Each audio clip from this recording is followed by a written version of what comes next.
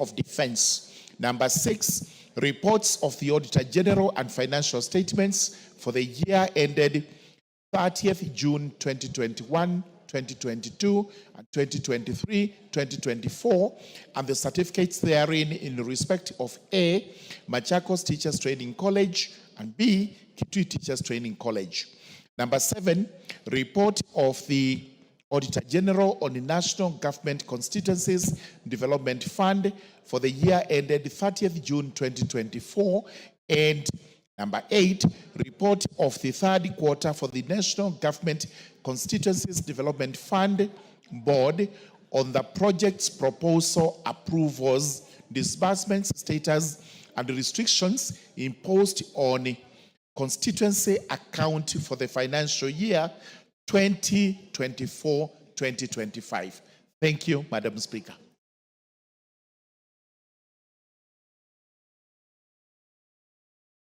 Thank you, Honorable Murugara. On behalf of we can now move to the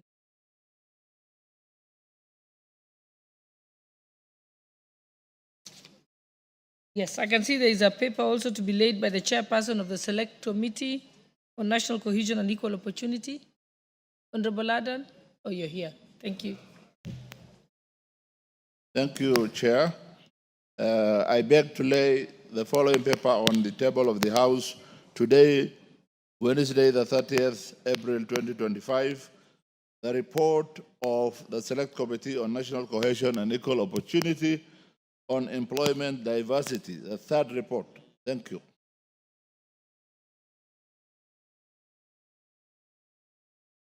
Thank you. Next order. Order number 6, notices of motion.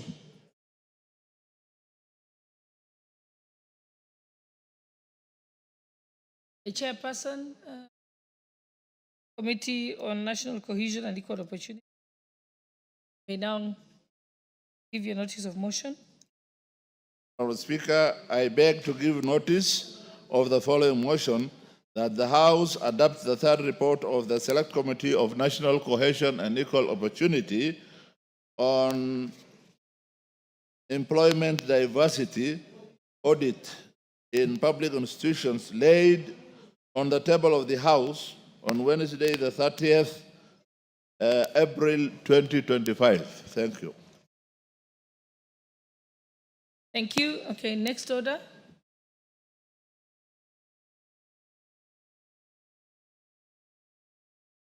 Order number 7, questions and statements. Honorable members, with your permission, allow me to reorder the order paper. So before we go to order number 7, I would like to reorder the order paper, and I would like us to go to order number 8, 9, and 10, and then we'll come back to order number 7. You can read out order number 8. Order number 8, procedural motion, exemption of business from the provisions of Standing Order 43.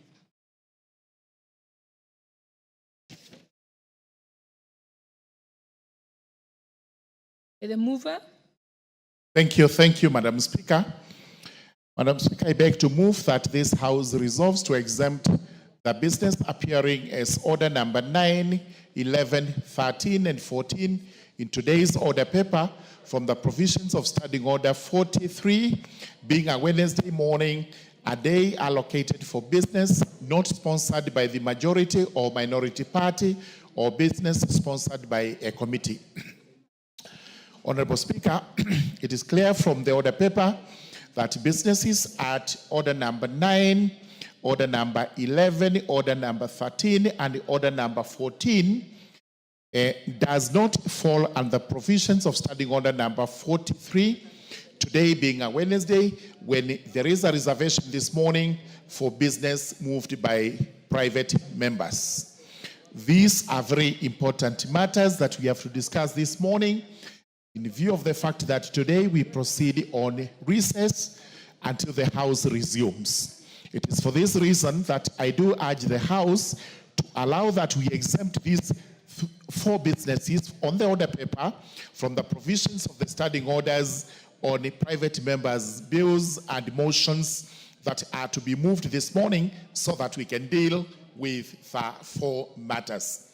With those remarks, I beg to move and request the Honorable Cynthia Mbunge, the woman member of parliament for Nandi County, to second.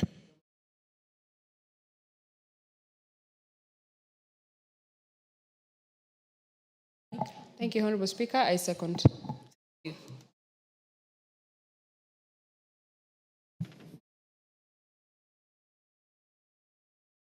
Honorable members, I now propose the question that this House resolves to exempt the business appearing as orders number 9, 11, 13, and 14 in today's order paper from the provisions of Order 40, Subclause 3, being a Wednesday morning, a day allocated for the business not sponsored by the majority or minority party or business sponsored by a committee.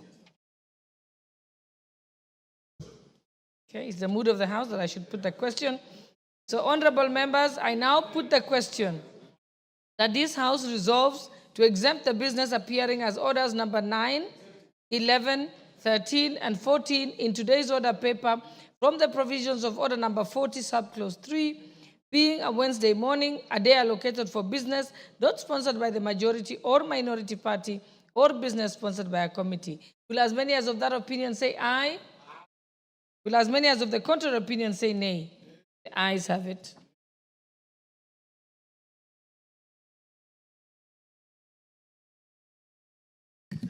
Order number 9, motion, report of the Committee of the Whole House on the Social Protection Bill, National Assembly Bill number 12 of 2025. Question to be put in third reading.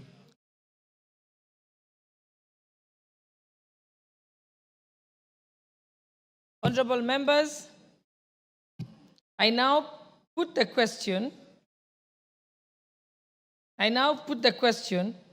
that the Social Protection Bill, National Assembly Bill number 12 of 2025 be now read a third time. Will as many as of that I made the wrong one, yeah?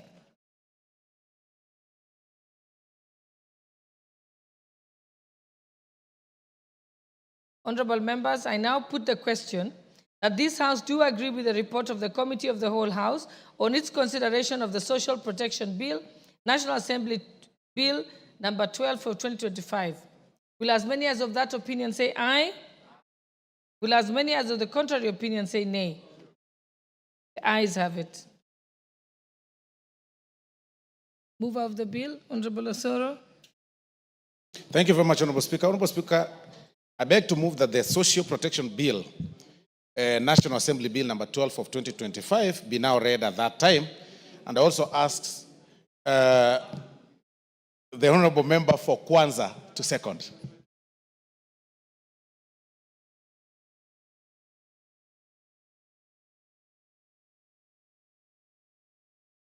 Madam Speaker, Give him the mic. Okay.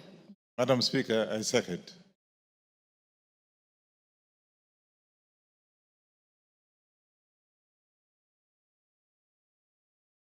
Honorable members, I now propose the question that the Social Protection Bill, National Assembly Bill number 12 of 2025 be now read a third time. May I proceed to the... Okay, I'll give you a chance, Honorable Nikal.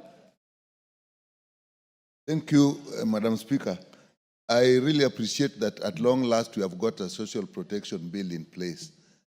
Madam Speaker, what I would really say is we must move, whichever ministry or authority is to implement it. Because this is not the first time we're having a bill on social protection. There was one that was put with the late Governor for Bomet, and actually it was passed, nothing never worked. And then we have a lot of social protection programs that are going on and are not coordinated. So I support that it be read at that time, but let us this time implement this bill when it becomes an act. Thank you, Madam Speaker.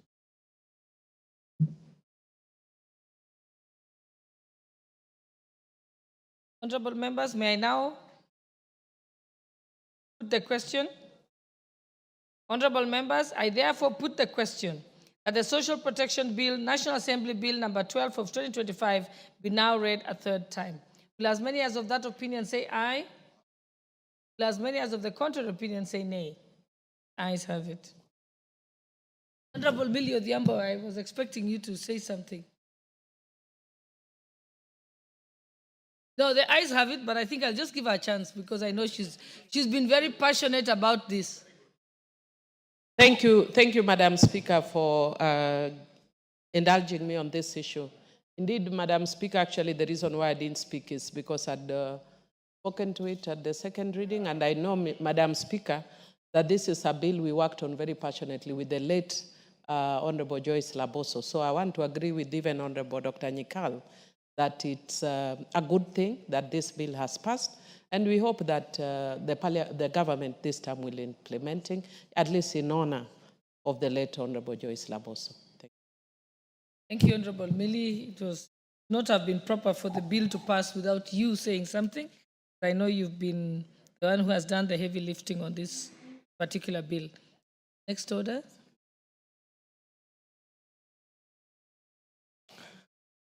A bill for an act of parliament to provide a framework for the administration of non-contributory social protection interventions to establish the National Board for Social Protection and for connected purposes. Order number 10, the Industrial Training Amendment Bill, National Assembly Bill number 50 of 2024, first reading.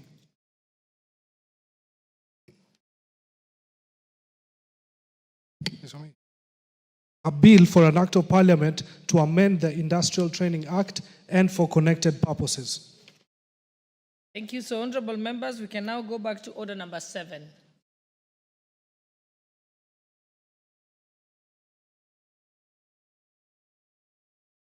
Number 7.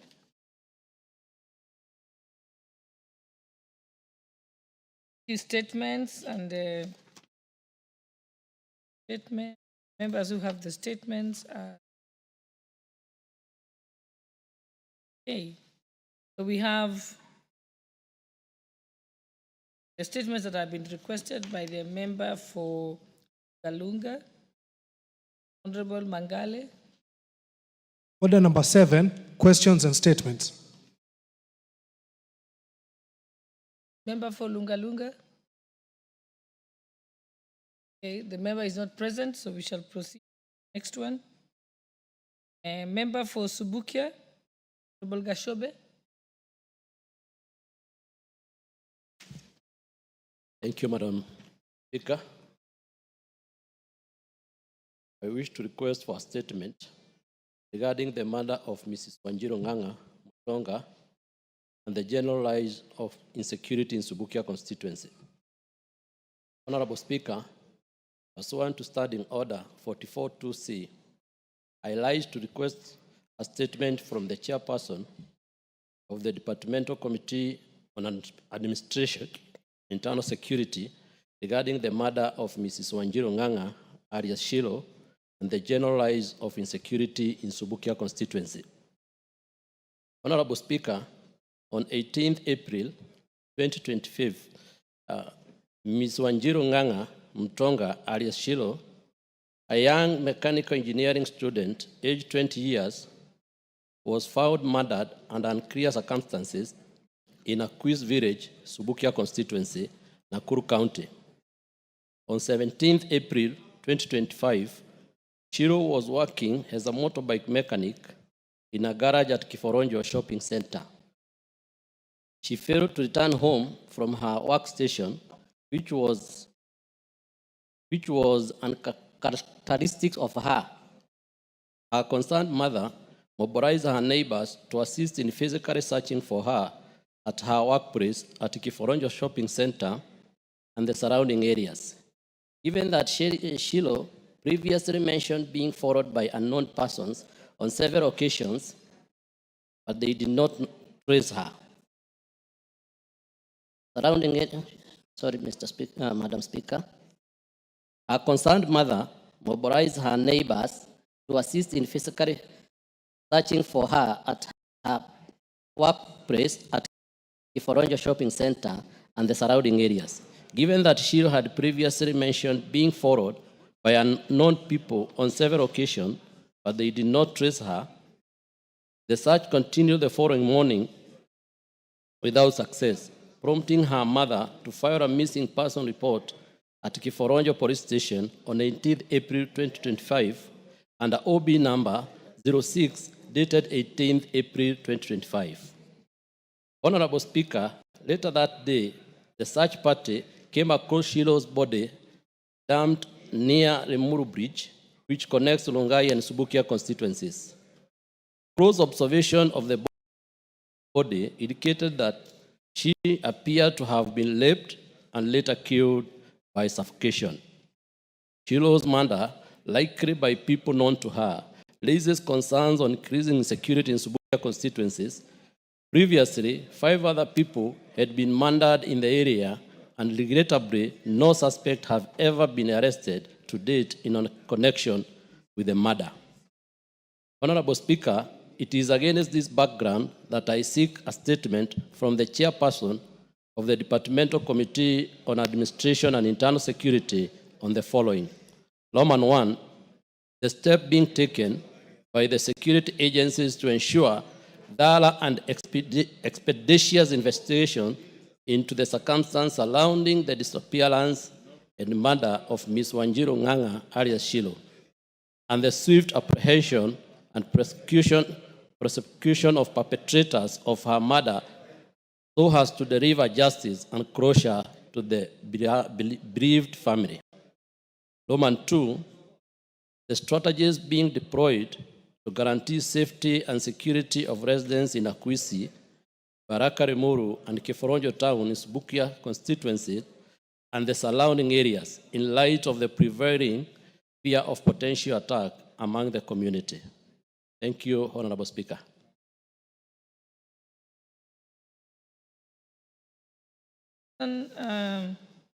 Committee on Administration and Internal Security. Changoya is not here.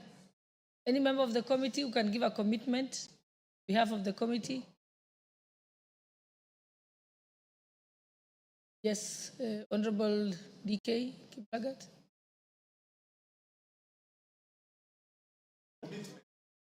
We need a commitment. Let majority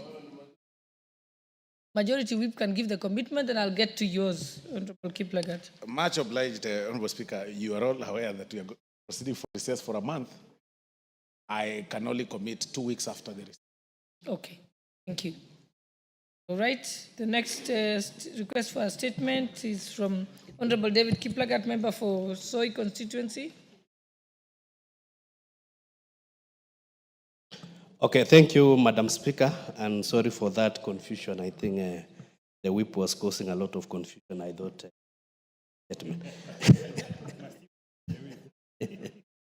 Okay, request for a statement regarding the plight of unemployed teachers aged 45 years and above. Honorable Speaker, pursuant to the provision of Standing Order 42.2c, I rise to request for a statement from the chairperson of the Departmental Committee on Education regarding the plight of unemployed, trained, registered, and qualified teachers aged 45 years and above. Honorable Speaker, in 2019, the Employment and Labor Relations Court ruled that the age cap of 45 years imposed by Teacher Service Commission (TSC) for the recruitment of teachers was unconstitutional, discriminatory, as it violated the right to non-discrimination and denied deserving teachers the opportunity to serve for the remaining years until the retirement age of 60. The court ordered TSC to employ teachers above 45 years without age limitation. Honorable Speaker, despite the 2019 court ruling, many trained, registered, and qualified teachers aged 45 years and above continue to be discriminated against in recruitment. This group of teachers have been continuously applying for jobs, meeting all the recruitment requirements, but are still overlooked in hiring process. This happens despite Kenya facing a severe shortage of teachers, with over 110,000 vacancies reported in 2023, including a deficit of 72,422 teachers in junior secondary school alone. Yet more than 350 qualified teachers remain unemployed, significant number being above 45 years. Their exclusion from recruitment drive has fostered despair and disillusionment, calling for affirmative action by the TSC to offer them employment opportunities before they reach the mandatory retirement age of 60. Honorable Speaker, it is against this background that I request for a statement from the chairperson of the Departmental Committee on Education on the following. I hope the chairperson is listening. Okay. 1, a request on the number of registered teachers above 45 years who are currently not employed by TSC, indicating the year of graduation, year of registration, the current ages, and distribution countrywide, particularly the sub-counties within Uasin Gishu County. 2, a report on the number of teachers aged 45 years that were absorbed by TSC in the recent recruitment, specifying their distribution, particularly in Uasin Gishu County. 3, efforts being made to implement affirmative action to address the plight of teachers aged above 45 years. And lastly, plans being put in place by the TSC to adjust the current recruitment framework with the aim of discouraging prolonged delays in employment and late entry into the profession. I thank you, Honorable Speaker.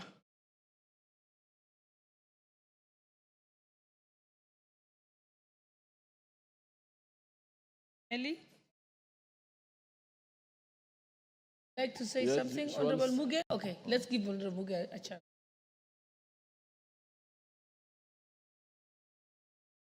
Honorable Speaker, I'd like to make a comment, of course, thanking the Honorable DK for that very good statement sought from the Departmental Committee on Education.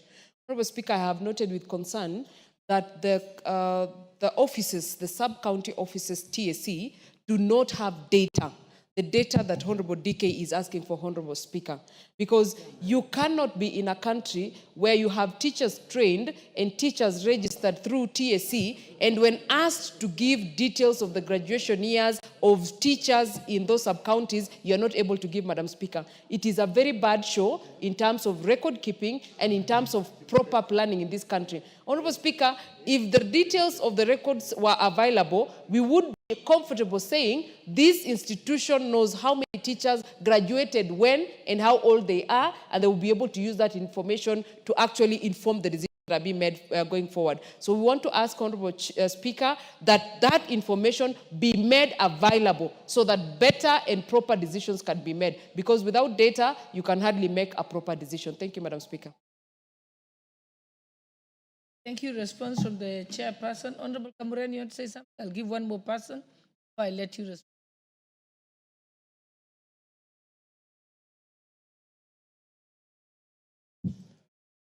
Madam Speaker, I want to make it to... Thank you, Madam Speaker, but the goodness is that Kamuren comes from Baringo and I come from Kericho. I think our fathers actually were confined to those areas, Madam Speaker. Madam Speaker, I want to support what DK has mentioned. This one, Madam Speaker, should not be confined only to Uasin Gishu or Soi. This is a national issue which is affecting all the teachers, especially those who are above 45 years, Madam Speaker. I would like to commend that, Madam Speaker, that what has to be followed is they have to make sure that those who are above 45 years should be considered, Madam. So that is my comment, Madam Speaker. Thank you, Madam Speaker.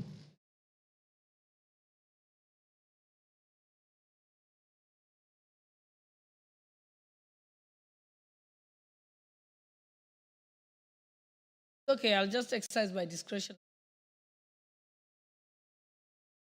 Honorable Speaker, I think Mheshimiwa Cherot has made something in passing. This statement is for the whole country. It is not only in Uasin Gishu. What I was just saying is that the fact that I come from Uasin Gishu, I was giving emphasis so that in case the other data are not there, then we can be considered as Uasin Gishu. But this is a national issue that needs to be addressed nationally. Thank you. That's the clarification I wanted you to give. Okay, let's go, Honorable Melly, chairperson for committee. Thank you, Madam Speaker. I want to thank the honorable member for raising this issue. This issue has been said a lot, several times by the Committee on Education, noting that a number of teachers, especially the under 45-year rule, have actually failed to be employed just because of that. And about, I think 3 years ago, the committee met and discussed the issue, and we made it clear that the teacher needs to be employed as much as, even if it is 2 years to retirement, he should be employed. However, this is an issue that cuts across the country, and I want to say that immediately we are back from recess, because we are going today, we shall be able to furnish this House with enough information, but I will request that the Teacher Service Commission themselves, we shall invite them, and I shall invite the honorable member and interested members come before the committee and be able to interrogate this issue further, and therefore develop a very proper policy on employment of teachers, especially putting into regard the age. Thank you, Honorable Speaker. Thank you. We can move to the next statement. That's the one by the Honorable Boyer, member for Nyatike. Give him the mic.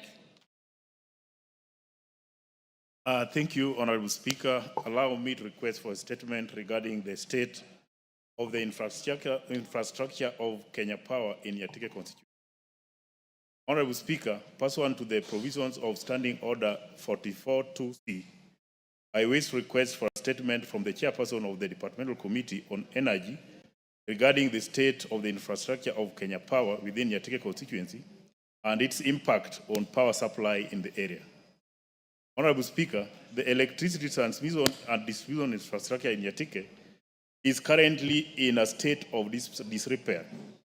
Across all the 7 wards of the constituency, residents of Nyatike have raised serious concerns regarding exposed charging and fallen power lines, dilapidated poles, and malfunctioning transformers. These unsafe installations have caused multiple injuries to residents, especially during the rainy season, when the risk of electrocution becomes even higher. On Tuesday, 22nd April 2025, Mr. William Onyango was electrocuted by a fallen electricity wire, sustaining serious injuries, and is currently recuperating in a hospital. Sadly, this is not an isolated incident. There are multiple cases of people being injured due to unsafe power lines and other faulty installations in the constituency. Additionally, Nyatike has been facing frequent and prolonged power outages, causing significant disruption to both social and economic activities in the area. The impact of these outages is far-reaching, with businesses reporting substantial financial losses due to the inability to operate consistently. Critical operations in hospitals are at risk due to absence or failure of power backups. The blackouts have also heightened insecurity in Nyatike due to non-operational streetlights and security systems. Honorable Speaker, it is against this background that I request for a statement from Chairperson of the Departmental Committee on Energy on the following. 1, status of replacement and maintenance of dilapidated power transmission and distribution infrastructure, including collapsed poles and hanging live wires in Nyatike constituency. Report on the causes of the frequent and prolonged power outages in Nyatike constituency and steps that the Ministry of Energy is taking to address and prevent the outages, including expected timelines for the implementation of strategies to alleviate the current crisis. Number 3, measures that the ministry has put in place to compensate Mr. William Onyango, including reimbursement for medical expenses and consequential losses suffered by the family of Mr. Onyango, indicating specific timelines and report on the number of victims and or deaths that have occurred due to faulty power infrastructure since 2017, and whether compensation of the same has been finalized. Thank you, Madam Speaker. Thank you, Chairperson, Departmental Committee on Energy, or a representative. We have a majority leader who's available. Oh, yes, yes. Honorable Gikaria, you're here. Proceed. We need your undertaking.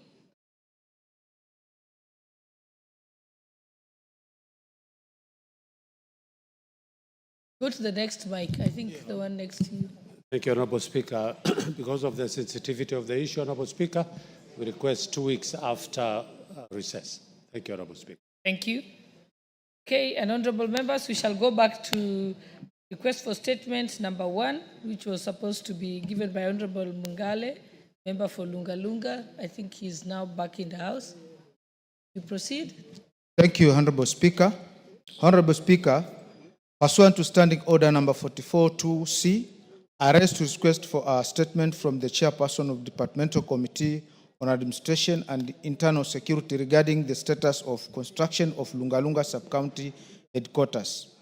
Honorable Speaker, the establishment of Lunga Lunga Sub-County was initiated in 2012, with the construction of its headquarters commencing in Lunga Lunga town in the same year. Regrettably, the project has stalled for over 4 years, and there are current no indications of its resumption. Honorable Speaker, the absence of the fully functioned sub-county headquarters has severely hampered effective service delivery in Lunga Lunga. Public officers, including the county commissioner and head of departments, have been forced to operate from temporary, inadequate facilities, compromising efficiency, coordination, and accessibility of government services to the people. This situation has not only delayed critical administrative function, but also undermined the confidence of residents in government operations at the grassroots level. Honorable Speaker, it is against this background that I request for a statement from the Chairperson of the Departmental Committee on Administration and Internal Security on the following: the current progress of the construction of the Lunga Lunga Sub-County Headquarters, and second, the measures, if any, being undertaken to expedite its completion in order to provide proper office space for the county commissioner, heads of department, and other public officers intended to operate from these premises. Thank you, Honorable Speaker.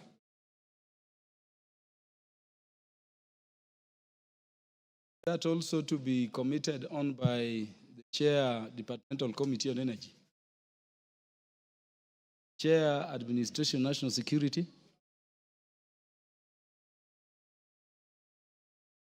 Any member of the Committee on Administration and Internal Affairs.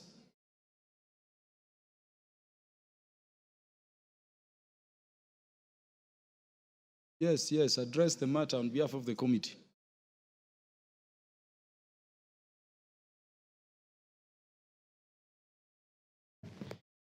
Thank you, Honorable Chair, Honorable Speaker.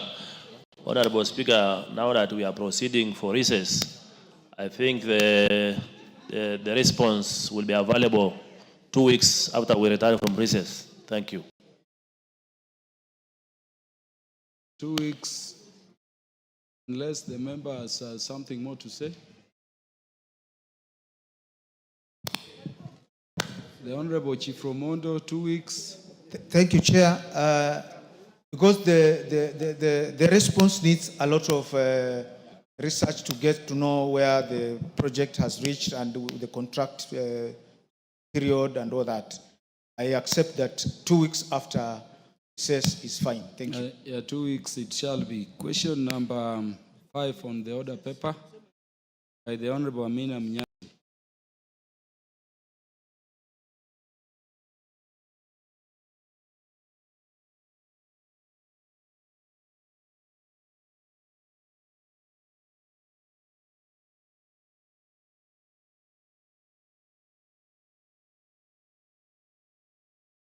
The question number 5 on the list for statements deferred. The member comes to the House or to the future. Question number 6, question by Honorable Joseph Noi.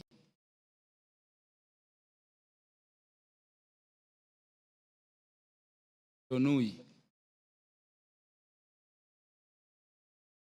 Thank you, Honorable Speaker, for giving me this opportunity to statement.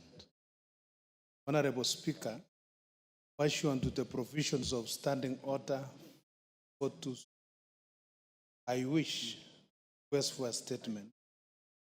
Chairperson of the Department of Housing, Urban Planning, Public Works, starting the stall construction of one stadium.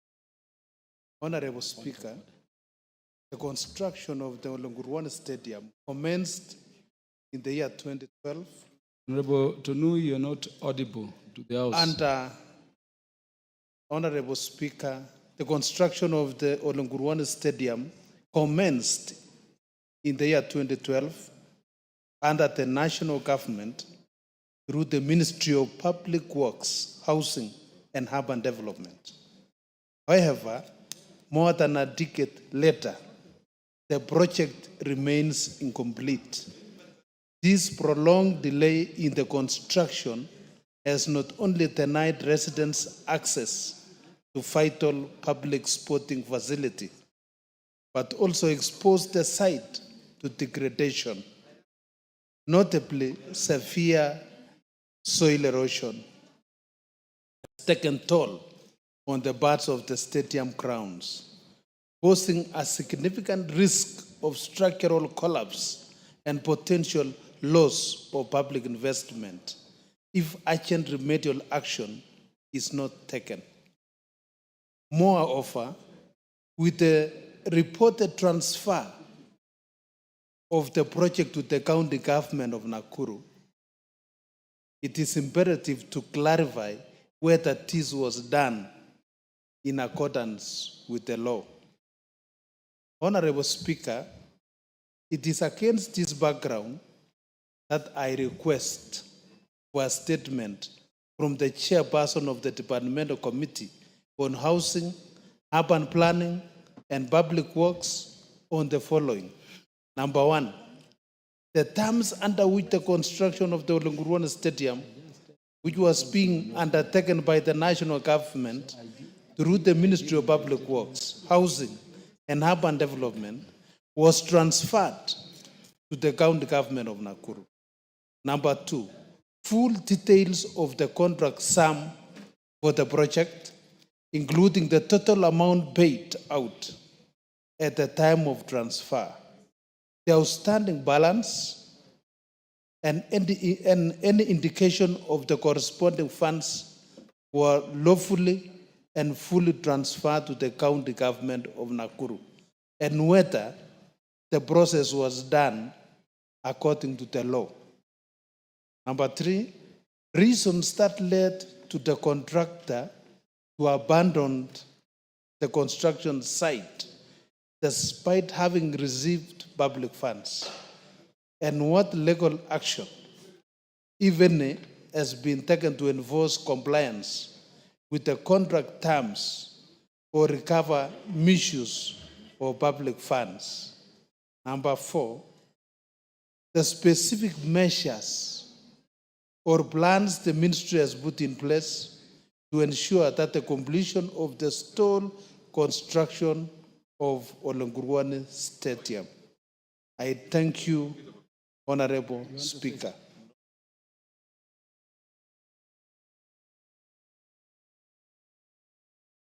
The chair, the Departmental Committee, Housing, Urban Planning, and Public Works. The Vice Chair, the Honorable Rindikiri. Please commit. Yes, I've listened to the statement and the requests. We are proceeding on the 1 month recess. I promise that within 2 weeks of opening, we shall deliver the report. Otunui. Thank you, Speaker. I am satisfied with it. Thank you. 2 weeks it is. Number 7.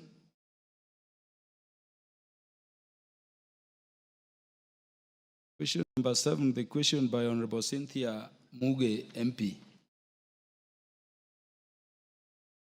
Thank you, Honorable Speaker. First one to the provisions of Standing Order 44-2C. I rise to request for a statement from the Chairperson, Departmental Committee on Labour regarding the welfare of Kenyans working in the Middle East. Honorable Speaker, in November 2024, the Ministry of Labour and Social Protection launched a job recruitment program for connecting skilled and semi-skilled Kenyans with overseas employment opportunities, particularly, Honorable Speaker, in the Gulf countries. Those are Qatar, Kingdom of Saudi Arabia, and the United Arab Emirates. This program, which targets placing 21,000 Kenyans in overseas jobs in the first phase, Honorable Speaker, is part of Kenya Kwanza's broader strategy to address high unemployment rates, especially among the youth. Those are the people between 18 and 34 years old, which make 35% of the total population of this country.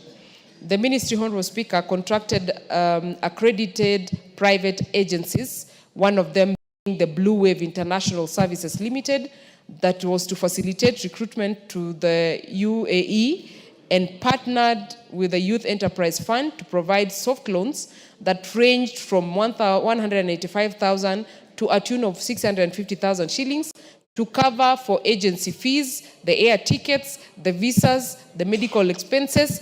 That is for the successful youth, Honorable Speaker.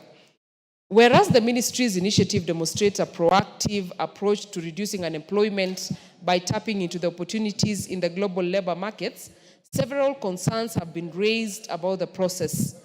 Notably, Honorable Speaker, there are claims of exploitation and unethical practices during recruitment, where some private agencies charge illegal fees or mismanage funds meant for job seekers. Honorable Rachel Nyamai, what is out of order? Speaker, I just noted that the Honorable Farah Maalim was sitting in the House. And though I've been around for long, I do not know the exact rule about eating in the August House. Actually, he has been eating nuts. The nuts are here, Honorable Speaker. He has eaten. He did not even give me a piece to eat. And he left the nuts here, Honorable Speaker. The nuts have been left here. I don't know whether for me to continue eating or to do what. So I just want to know, and also so that those who are in their first term can learn, is it allowed to eat, Honorable Speaker, in the August House? Thank you, Honorable Speaker. The nuts are here, evidence presented to you. Exhibit, Honorable Speaker. Farah Maalim, Standing Order number 1, the Speaker directs the Sergeant at Arms take that food stuff out of the plenary. Doing this not only under the rules, but also for you are choosing to eat alone. Honorable Rachel Nyamai is seated near you. The minority whip, the Honorable Millie Odhiambo. Thank you, Mr. Speaker. Mr. Speaker, I'm just concerned about the fact that you have done this under Standing Order number 1, which is discretionary of the Speaker. How sure are we that you are not yourself going to partake of the nuts as the Speaker? You are challenging the discretion of the Speaker, and that is not permitted. In fact, it could be disorderly minority whip. The Speaker has directed that the nuts be taken away from the plenary by the Sergeant at Arms, and the Speaker has reasonable means to buy his own nuts. The Speaker certainly is not going to pursue those nuts. Where are we?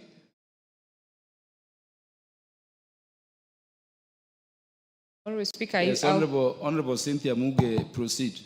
Thank you, Honorable Speaker. I'll pick up from my second point, where the Honorable Speaker, Whereas the ministry's initiative demonstrates a proactive approach to reducing unemployment by tapping into the opportunities in the global labor markets, several concerns have been raised about the process. Notably, Honorable Speaker, there have been claims of exploitation and unethical practices during recruitment, where some private agencies charge illegal fees or mismanage funds meant for job seekers. They have also subjected the job seekers to debt bondage due to the loans that have been tied directly to recruitment agents' accounts, and challenges of compliance with bilateral agreements in countries where labor laws may not adequately protect migrant workers. This situation, Honorable Speaker, necessitates government intervention to streamline the process for a long-term success. Honorable Speaker, it is against this backdrop that I request for a statement from the chairperson of the Departmental Committee on Labor on the following matters. One, Honorable Speaker, the number of Kenyans that have been recruited to work in the Middle East, particularly in Qatar, the Kingdom of Saudi Arabia, and the UAE, including specific sectors to which they were hired and the number of workers exported in each category in the specified countries. Honorable Speaker, I emphasize that there is a lot of importance in data.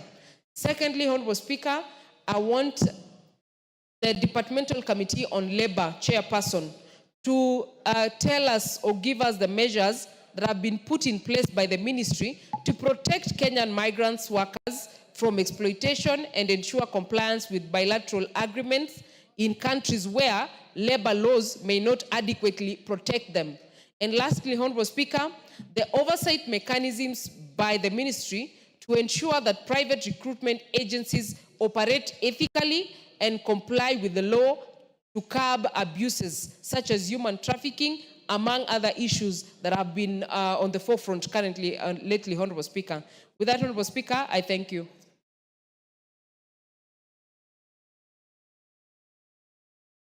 Of the Labour Committee. Yes. Are you responding on behalf of the chair, or you have a comments before the chair takes? Okay. Floor. Thank you, Honorable Speaker. Honorable Speaker, I want to say the statement by Honorable Cynthia is of paramount importance in this House. Honorable Speaker, bearing in mind that export of labor from this country is one of the key pillars that we are working under so that we can have our young people working outside our country.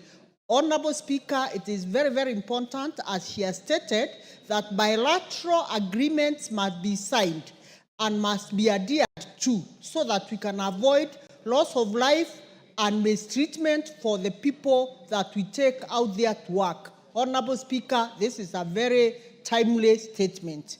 Thank you, Honorable Speaker. Yes, Honorable Miri Odhiambo, Majority Whip. Thank you, Mr. Speaker. Mr. Speaker, I just want to thank Honorable Cynthia Mbunge for raising this issue, and especially the concerns over issues of possibility of trafficking of persons. And we have seen very many cases of women who are mistreated and they're out. Mr. Speaker, I'm just requesting that if the honorable member could consider asking the relevant to consider long-term change of policy. Many countries with migrant workers are working towards employment opportunities at home. If you go to the Philippines, everybody who wants to get elected gets one, their agenda is how to see their own people back home. They are moving away from sending their people home, away from home, but we are doing a deliberate policy to send people away from home. Can we consider, is it something that you can consider as a policy, if it could be raised, of creating jobs at home, however humble they are? Thank you.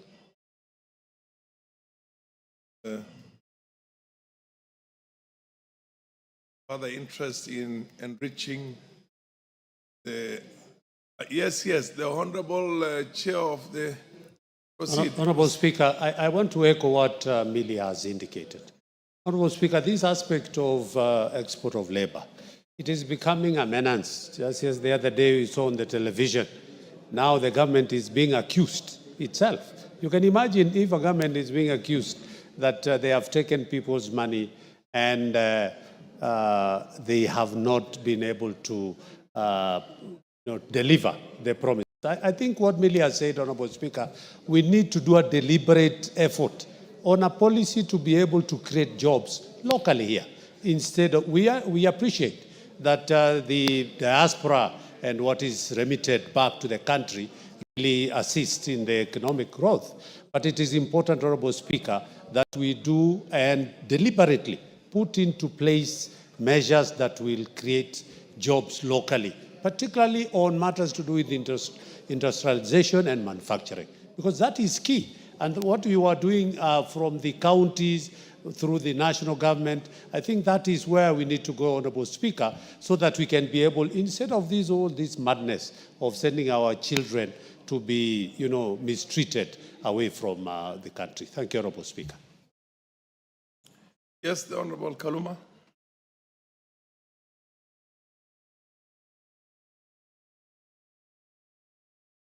Can you give Honorable Kaluma the Yes, mic?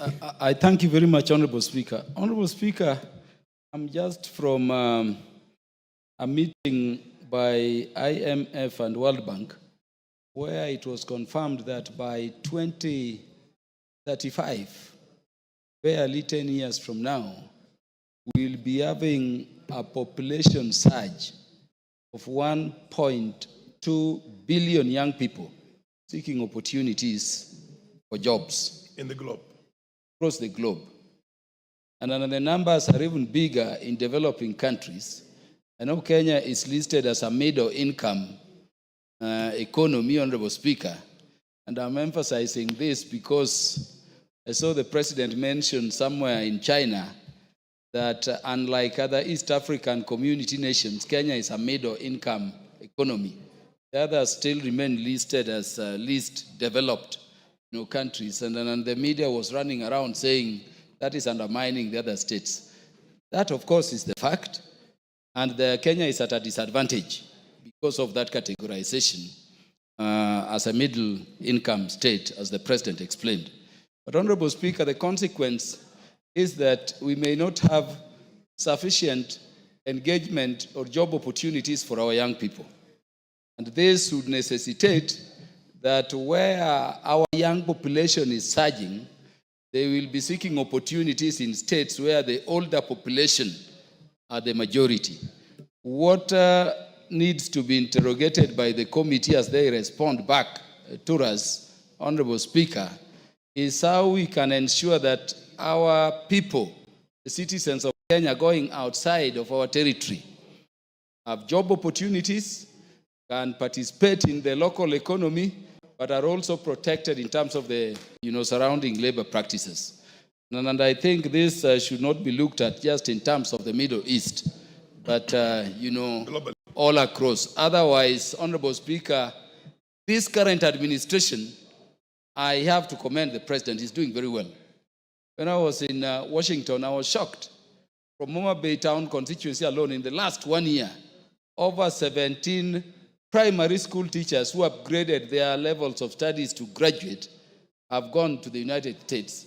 And teachers who are struggling, sometimes without even adequate fare, are driving around Washington, around Virginia, around Maryland. So we must avail ourselves of those opportunities and encourage government to create these opportunities, but on properly regulated terms, so that our citizens can meaningfully engage while they are also safe wherever they are. I thank you, Honorable Speaker. I think the previous, the Honorable Gakuria, for the benefit of the House, maybe one needs to see the thin line between labor export and brain drain. When you export out of the country drivers and security guards and maids, how much is that a brain drain? That's not a brain drain. And it's important that the nation, in my opinion, the chair notes that there's a need for both protection for the people who go there for casual purposes and they do not need any skills, but at the same time, to see if some of the skills can be retained in here, particularly for industrialization. But I don't know how much of that industrial labor, blue collar what do you call, cadre, goes to the Middle East to go and work in industries in the Middle East. Yes, Honorable Adan of.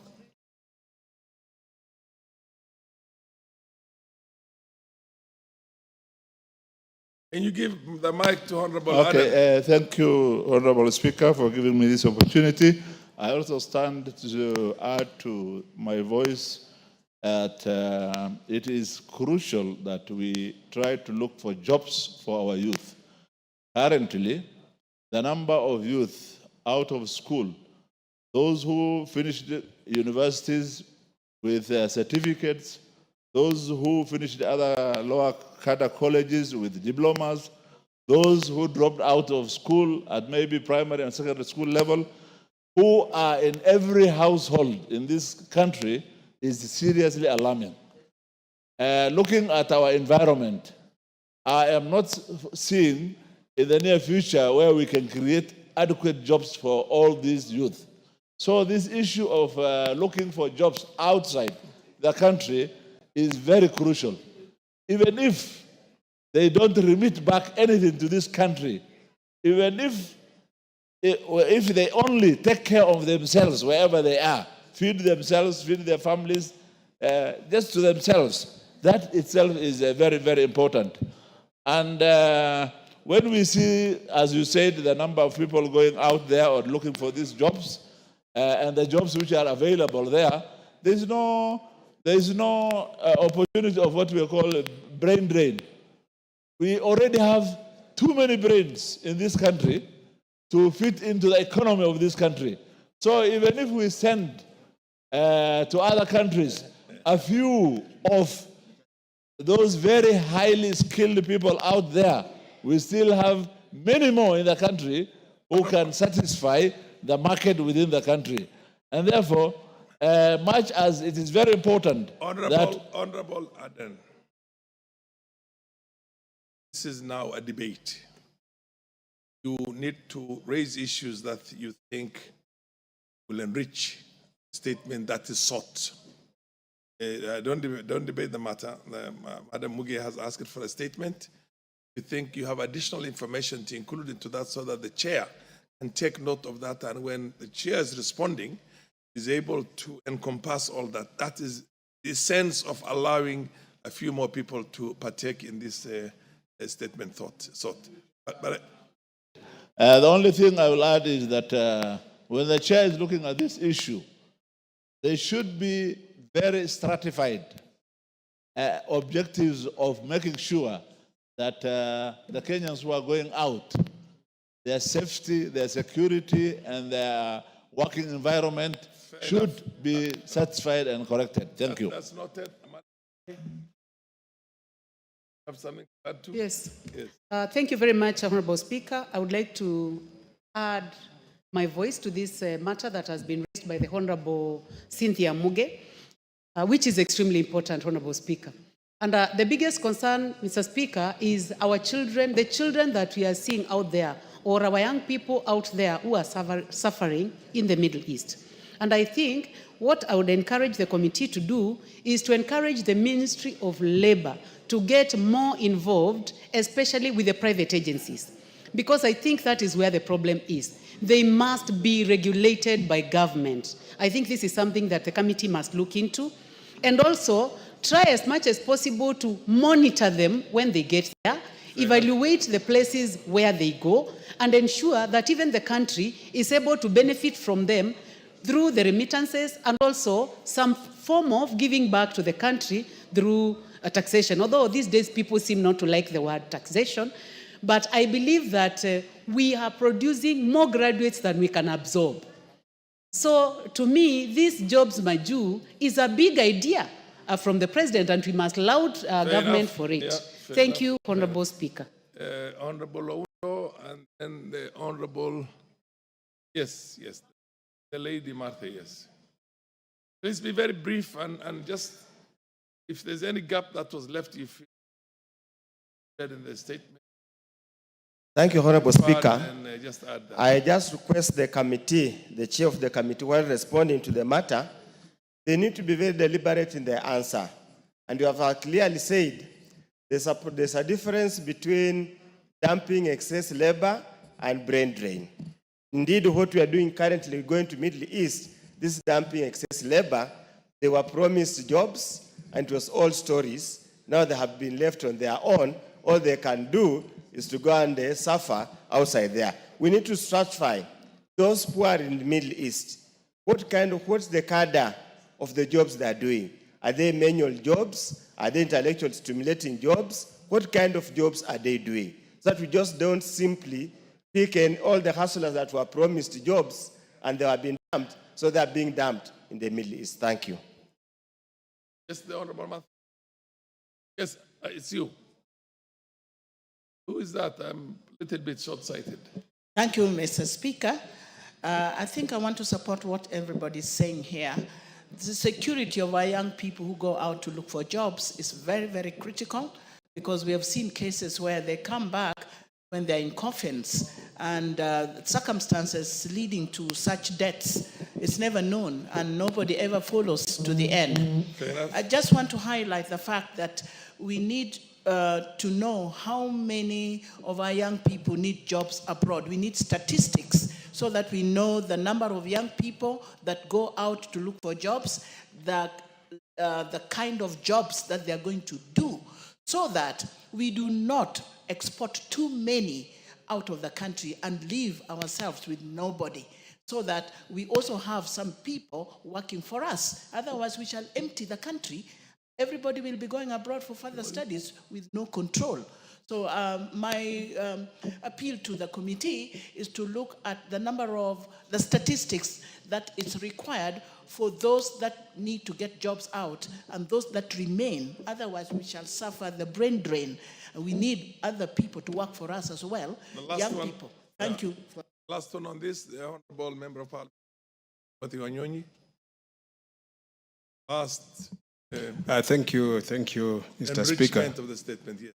Yeah, Mr. Speaker, while looking for jobs for our young people abroad is a noble thing, but Mr. Speaker, it needs to be regulated by the government, because they're mushrooming illegal agencies that are fleecing our young people.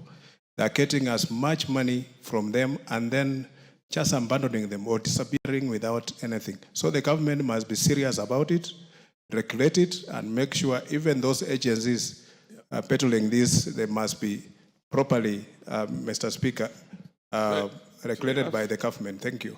Fair enough. The MP for Kesses is the very last one now. And then make sure that you raise issues that have not been raised. Yes, thank you so much, Mr. Speaker. I think all our discussion from members who have contributed surrounds about establishing clear framework. Because over time, we've had the government through the ministry speaking about labor migration, signing of bilateral agreements and arrangements. But the big question that should be asked by this honorable house, where is this legal framework that is so fundamental that will protect the rights of Kenyans under the Constitution of Kenya, that is supreme law, remembering that Kenya is a supreme country. And for that purpose, if we are going to have this discussion, yes, I understand we want to respond to the challenges of our unemployment for our youth in our country. But sometimes we end up exposing our children to countries that are predators. They want to predate on our labor, on our trained skills. Remember, Kenya is rated as the best country among those who have proper training facilities on our human resource. The other day we saw a report in Moi Teaching and Referral Hospital where nurses who have been trained, who have acquired experience to provide services, healthcare services and support of nursing at the only second referral hospital, most of them have left the country. Now the institution is struggling. They don't have enough budget to go back to employ. And even if they go back to market to employ, where are they going to get people who have been trained to handle special cases of referral? Remember, a facility like Moi Teaching and Referral, which is a referral facility, has got special cases of treatment and handling of those patients that require specific nurses to handle that. So, Mr. Speaker, I think it is rightful that this house needs to rise, and let us begin to think around and guide on these ones. Thank you so much, Mr. Chair of the committee, or a member of the committee who is going to, or the majority leader, majority whip, who is here for this matter?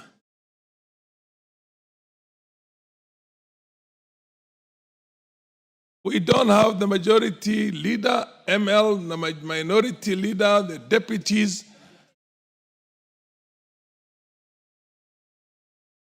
Is there a member of the Labour Committee here in the House? Millie, can you now take this responsibility on behalf of the House? Because you have a collective responsibility. And I presume now that you have a broad-based government, you should be willing to take certain responsibility for your colleagues in the government. Thank you, Mr. Speaker. Mr. Speaker, we have a broad-based arrangement. And within that broad-based arrangement, Mr. Speaker, I'm speaking carefully as a lawyer.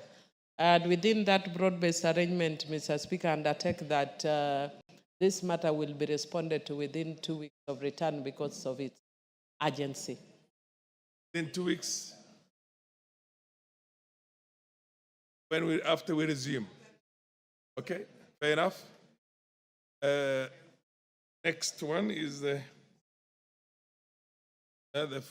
honorable member for Sambweni, Faisal Bada.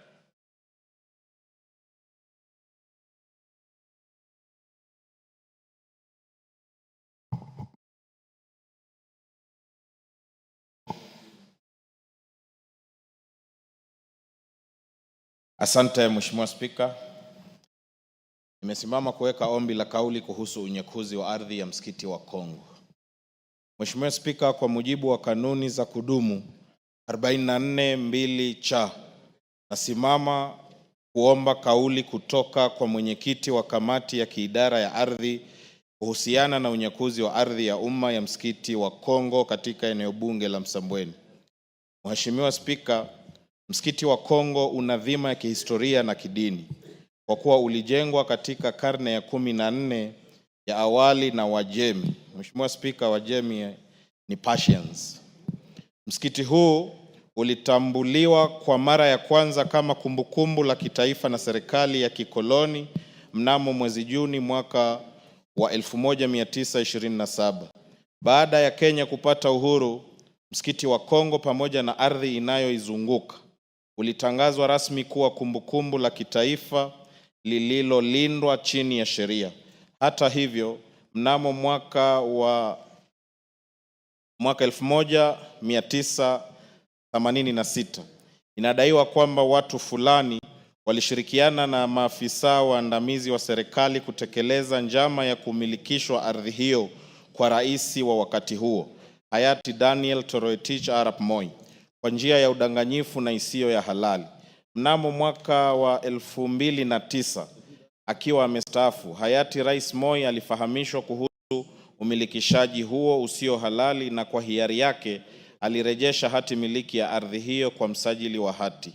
Hatua hii ilipelekea kubatilishwa kwa hati miliki hiyo na kurejesha hali ya umiliki wa ardhi hiyo kuwa ya umma kama ilivyotambuliwa tangu mwaka wa 1927. Mheshimiwa Spika, kutokana na hatua hizo, serikali ilitenga ardhi hiyo kwa manufaa ya jamii ya Waislamu wanaoswali katika msikiti wa Kongo na kutoa hati mbili.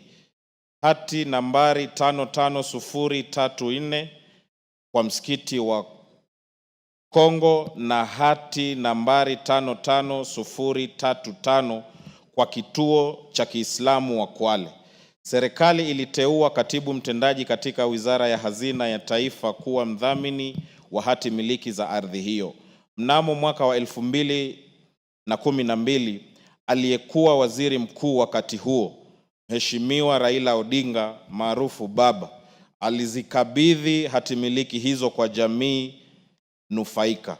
Mheshimiwa Spika, mnamo mwezi Machi mwaka 2025, jamii hiyo ilishangaa kugundua kuwa kipande hicho cha ardhi kilikuwa kimetangazwa kuuzwa kwa bei ya shilingi bilioni 1,445,000. Watu wanaodaiwa kumiliki ardhi hiyo ni Bwana Mohamed Hamisi Mwachumba na Bwana Ali Mwadarashi Mwagariche, wanaodai kuwa walipata hati miliki ya ardhi hiyo tarehe 17 Februari mwaka 2025. Jambo ambalo linastabisha, ikifahamika kwamba ardhi hiyo imekuwa ya umma tangu mwaka wa 1927 na kudumishwa baada ya Kenya kuwa nchi huru.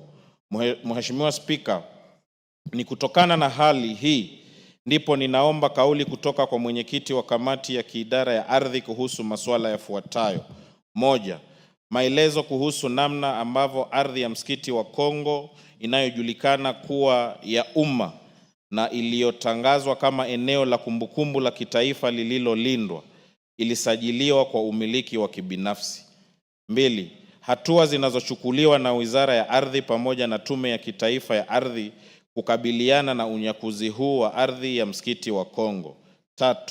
Mikakati iliyowekwa kulinda eneo hilo kama kumbukumbu la kitaifa linalolindwa. Na 4 na ya mwisho ni maelezo ya kina kuhusu jinsi wizara pamoja na Tume ya Kitaifa ya Ardhi zinavyokusudia kuwezesha kurejeshwa kwa ardhi hiyo kwa wamiliki halali ambao ni jamii ya Waislamu wa msikiti wa Kongo. Asante Mheshimiwa Spika.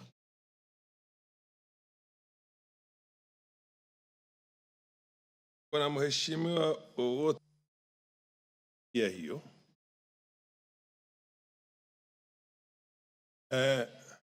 Mheshimiwa dada yetu sehemu hizo pia. Basi asante sana Mheshimiwa Spika kwa kunipa fursa hii. Nami pia nibaki katika kumbukumbu za bunge hili kuunga mkono hoja iliyoletwa na Mheshimiwa mbunge wa Msambweni ambaye ametoka katika constituency mojawapo ambayo mimi pia ninamiliki. Mheshimiwa Spika, sisi kama watu wa Kwale tulitamaushwa pakubwa na jambo hili. Mheshimiwa Spika, mimi naiunga mkono hoja hii kwa sababu ni mtoto wa Kiislamu na ninaielewa historia kamili kama vile Mheshimiwa Faisal alivyoizungumzia. Mheshimiwa Spika, ardhi ya Kongo ya msikiti ni mahali patakatifu.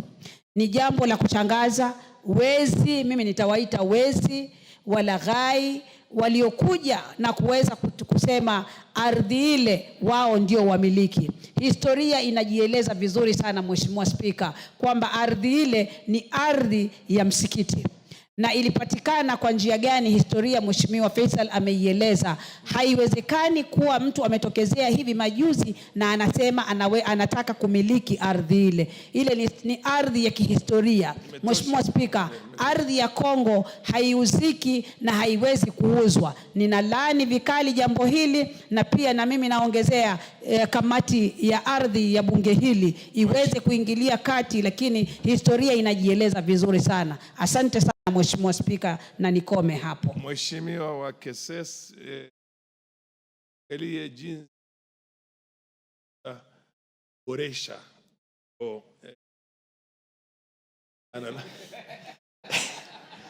Mr. Speaker, unanipatia mtihani mkubwa sana. Endelea basi. Waje niongee kwa lugha ya Kimombo. Taongea kwa lugha ya Kimombo. Asante. Thank you so much, Mr. Speaker. In any case, even if I want to respond word by word, be very sure that the Honorable Member Msambweni has already confused me. Deep words in the Swahili that I could not even fathom some of them. Now, Mr. Speaker, but on this particular issue, it is increasingly becoming a big problem where either public land or community land are changing hands all of a sudden, and it's becoming rampant. Of late, we are realizing a lot of cases here and there. Not even forgetting that we have a pending serious issue, grievous issue that has involved people dying. Unachangia hoja, sisi tunataka uchangie ile statement inaitwaje kwa Kiswahili? Kauli. Kawira. Kauli. Kauli. Wewe unachangia usaidie ile kauli changia kauli. Usianze hoja. Bwana Kaluma. Asante. So, ninapochangia Bwana Spika ni kwamba imebidi kupitia mambo kama haya ambayo yametukia kila mahali, kwamba wizara husika ianze kuangazia ni nini kinaleta shida. Imetosha. Asante. Mheshimiwa Kaluma.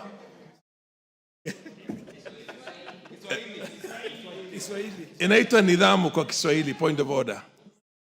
Sema Bwana Kaluma. Hebu mpe. Honorable Speaker, I'm standing under Article 27 of the Constitution, which speaks to the matter that nobody shall be discriminated. based on any consideration, including language. Honorable Speaker, the question being raised by Honorable Faisal Bade here is a very serious question. I remember the last time I saw Prime Minister Raila Amolo Odinga is when he was meeting the PS for lands over this very matter. You know, when Baba meets and commits by any means, including on X account, that action is being taken, it is a serious issue. It is also serious because it is concerning a mosque. People of the Islamic faith should be considered in terms of how we respect all places of worship.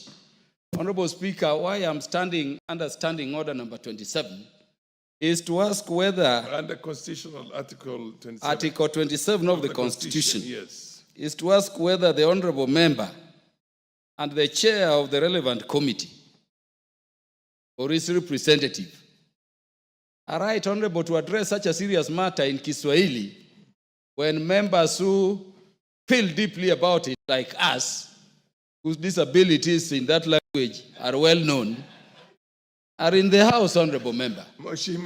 Could you direct members to ask this question in English so that we can participate like any other member? Mheshimiwa Kaluma,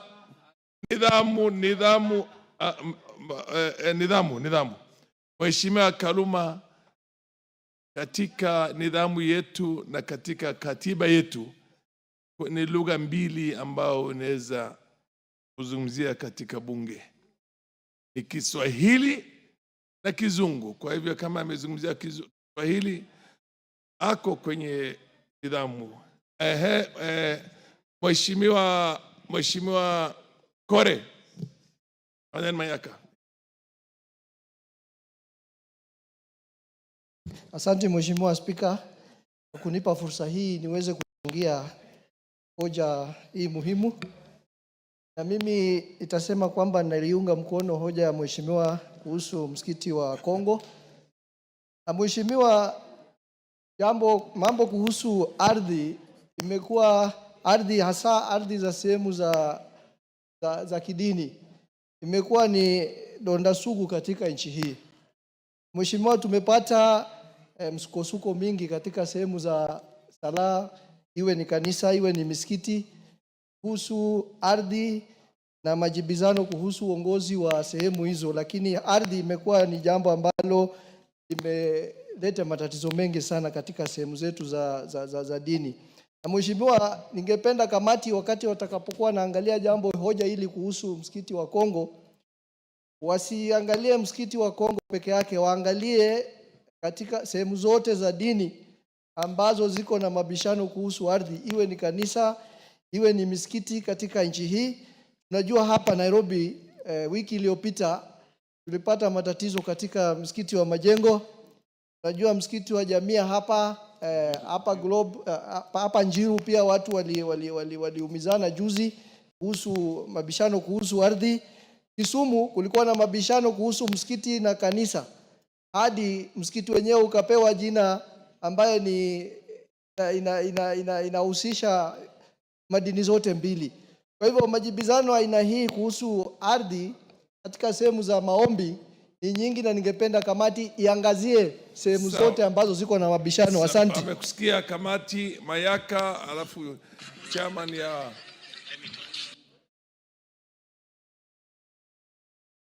Asante sana Mheshimiwa Spika. Mheshimiwa Spika, ningependa kuchangia kauli ya Mheshimiwa ambayo sana sana yazungumzia swala la ardhi za kihistoria. Mheshimiwa Spika, ardhi za kihistoria na ardhi za kidini ni mambo ambayo kamati ambayo inaitwa National Heritage ama kamati ya kukuza kitaifa inafaa iangalie kabisa swala hili, na inafaa ya kuwa tuwe na sera ama policy ili tuweze kujua kama taifa, katika taifa letu la Kenya, ni wapi ambapo tuko na ardhi za kihistoria ambazo hazijateuliwa, ambazo hazijalindwa, ambazo hazijazingatiwa kwenye sheria, ili tuweze kuhakikisha ya kwamba zimekuwa na ulinzi ambao uko tafakari kabisa. Kwa hivyo Mheshimiwa Spika, nashukuru mheshimiwa huyu kwa kuleta kauli hili, na ningependa kwamba kamati ambayo itaenda kuangalia jambo hili liweze kuangalia ni sera gani ambayo tunaweza leta ili tupate swala hili la ardhi za kihistoria kuweza kutatuliwa kihaswa. Asante sana Mheshimiwa Spika. Mheshimiwa Fukisha, tutamsikiza mwenyekiti wa kamati. Mheshimiwa Spika, mimi ningependa kuchukua nafasi hii ili niweze kuunga mkono hoja hili ambayo imeletwa na Mheshimiwa Faisal. Mheshimiwa Spika, mambo ya ardhi katika nchi hii ilikuwa chanzo ya watu kuuana, ilikuwa chanzo ya watu kuwa ardhi ambayo si yao, ardhi ambayo ni ya community. Na Mheshimiwa Spika, mimi kwangu nimeongea na Mheshimiwa Faisal hapa. Na nimewahi kuuliza yeye ni kiasi gani ya hili shamba imenyakuliwa. Na ameniambia ni eka 16. Bwana Spika, hili ni jambo ambalo hata inasidi wale ambao wanahusika, kamati ambao wanahusika na hii. Na Bwana Spika, mimi ningependa kupendekeza ya kwamba waziri wa ardhi mwenyewe aweze kufika hapa baada ya likizo ambayo tunaelekea leo. Bwana Spika, hili ni jambo ambalo ni gumu sana. Kwa sababu hata mashule mengine, hata kwangu, kuna watu ambao wamenyakua shamba ya shule huko kwetu. Na hili ni kitu ambacho lazima serikali ishughulikie kwa njia ambayo inatakikana. Kwa hivyo Mheshimiwa Spika, mimi napendekeza ya kwamba waziri wa ardhi mwenyewe afika hapa ili aweze kutueleza mambo mengi ambayo inahusu ardhi. Mheshimiwa Nyekal, alafu kisha tutamsikiza mwenyekiti. Kidogo mwenyekiti, tumsikize Mheshimiwa Nyekal wa mwisho. Thank you, Mr. Speaker. Wa kujaribu kuboresha. Mr. Speaker, I just want the committee to look at a much deeper question relating to land. The problem is so much that the documents that we use for land procedures and processes are no longer look valid. When the committee is looking at this, can they really look at documents like a search certificate? What does it mean you have a search certificate and then later on you find that the search certificate did not reveal all the details about the land? Why then should citizens pay for that certificate? Two, what we call titles. People have titles and yet transactions can go on and later on the title is found to be invalid. And these are government documents. Where is the process and what do we do? And we need another way of actually using documents that have detailed information which the government can take responsibility for. Thank you, Mr. Speaker. Mheshimiwa mwenyekiti ya kamati la ardhi.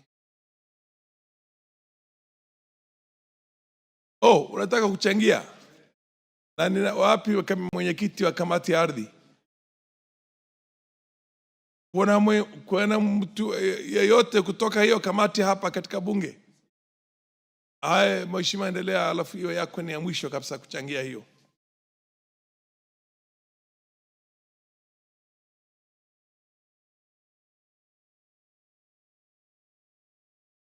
Mheshimiwa Spika, nashukuru kwa kunipa nafasi hii. Mwanzo nichangie ndugu yangu Faisal kwa ile mambo ambaye amesema. Lakini Mheshimiwa Spika, kitu cha kwanza ambaye sijui katika ombi ya hiyo request yake kama alisema, Mheshimiwa Spika, hatuwezi kuwa na land officers ambaye wanashiriki kwenda kufanya maovu haya ambaye anakuja kubadilisha hata kunyakua misikiti na ardhi za makanisa. Kwa hivyo sijui kama ndani ya tungeomba kamati watoe hukumu ama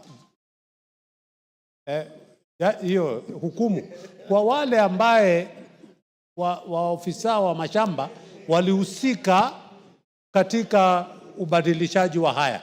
Pili, vile ndugu yangu amesema kulete waziri hapa.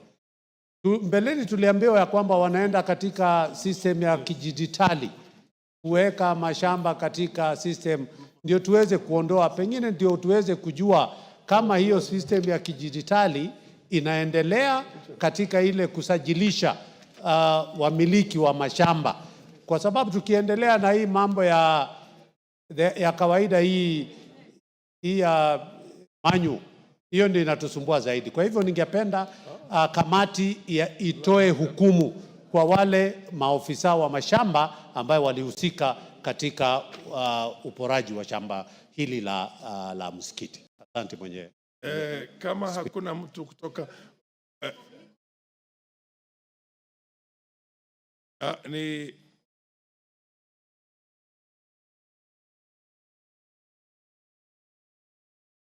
Naomi.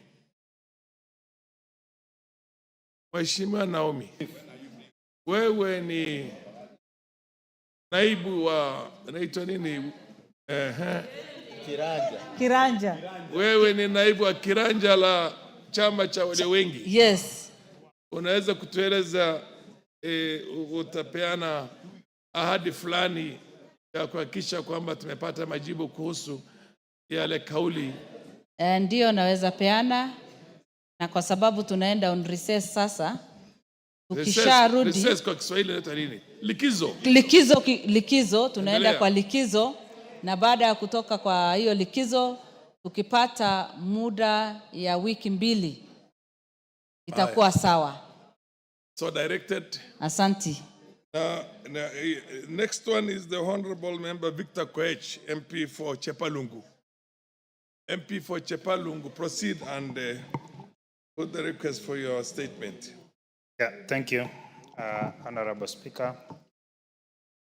Pursuant to provisions of Standing Order 44-2C, I wish to request for a statement from the chairperson of the Departmental Committee on Tourism and Wildlife regarding the serious human life conflicts currently being experienced in parts of Chepalungu constituency. Honorable Speaker, on the 18th March 2025, the late Kevin Kipkemoinge Tich, son of Mr. Paul Ruto, tragically lost his life after being attacked by a crocodile while washing clothes in Chepkulo River. Kevin, a 16-year-old from 3 students at Nogirwet Day Secondary School, had returned home from Sunday service and proceeded to the river to wash his clothes and take a bath. Sadly, 3 hours later, his clothes were found floating midstream, prompting local residents to raise alarm. Upon investigation, a crocodile was sighted, confirming the tragic incident. Honorable Speaker, it is sad to note that despite being informed promptly, officers from the KWS, who are located barely 2 kilometers from the scene, delayed their response by over 6 hours. It was ultimately 2 elderly community members and a youth group who retrieved the body from of the deceased. This is not an isolated incident. Residents of Chepalungu have long suffered repeated human-wildlife conflicts with crocodiles, the hyenas, elephants, and other wild animals frequently attacking and killing people, livestock such as goats and sheep, and even destroying crops. These losses have devastated livelihoods, undermined community security, and severely affected the socio-economic well-being of residents. Further, Honorable Speaker, residents around Chemengwa, Kinyanga, Lugumek, Babalwa, Kosia, Nogi, Kapwet, Kapkulumben, Chebelion, Kaboson, Kamosiro, Kamongil, Kaptumo, and their environs largely depend on casual works offered by conservancies and large-scale farmers across the river. Many also rely on sand harvesting activities along the riverbanks to earn a living, put food on the table, and pay school fees. However, their lives are now endangered by the growing crocodile menace, making daily survival increasingly perilous. Honorable Speaker, it is against this background that I request for a statement from the chairperson of the Departmental Committee on Tourism and Wildlife on the following: a detailed report on the measures taken by the Ministry and the KWS to mitigate human-wildlife conflicts in Chepalungu and the wider Bomet County. 2, Honorable Speaker, an explanation for the delayed response by KWS officers in the incident involving the late Kevin Kipkemoing-Etich, and steps taken to ensure such delays do not recur. 3, Honorable Speaker, information on the compensation, if any, provided to the family of the deceased and to other victims of wildlife attacks in the constituency. Number 4, Honorable Speaker, details of a long-term strategies the ministry is implementing to prevent loss of life, protect livelihoods, and secure communities from recurring wildlife threats. And lastly, Honorable Speaker, number 5 is plans by the ministry to assist affected communities, for instance, construction of at least 2 footbridges across the river under the Kenya Wildlife Service Corporate Social Responsibility (CSR) programs to enhance residents' safety. I thank you, Honorable Speaker. We have another statement which is sought by Marianne Keitani for the same committee, and I will direct that you take it also so that they can respond to it all at the same time. The very similar statements being sought. Yes, thank you, Honorable Speaker. Honorable Speaker, pursuant to the provisions of Standing Order number 44 2C, I rise to request for a statement from the chairperson of the Departmental Committee on Tourism and Wildlife regarding an incident of human-wildlife conflict in Chepkilot village in Aldai constituency. Honorable Speaker, there has been an increase of incidents of human-wildlife conflict in Aldai constituency. Notably, on the 14th of April 2025, a wild animal attacked and killed 6 sheep belonging to Mr. Josiah Kipkemboi Tanui of ID number 22154512 in Chepkilot village in Aldai constituency. The matter was reported to Bonjoge Police Post under OB number OB 0514/04/2025. Similarly, on 13th of April 2025, 14 sheep were attacked and killed in the same village by wild animals.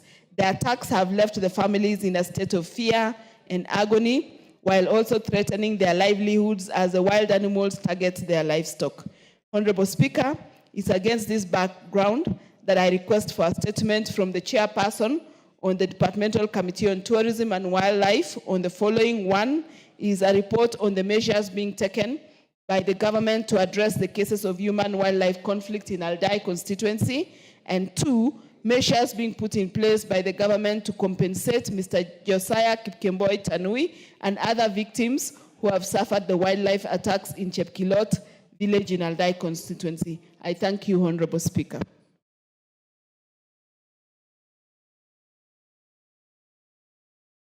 Very straightforward thing.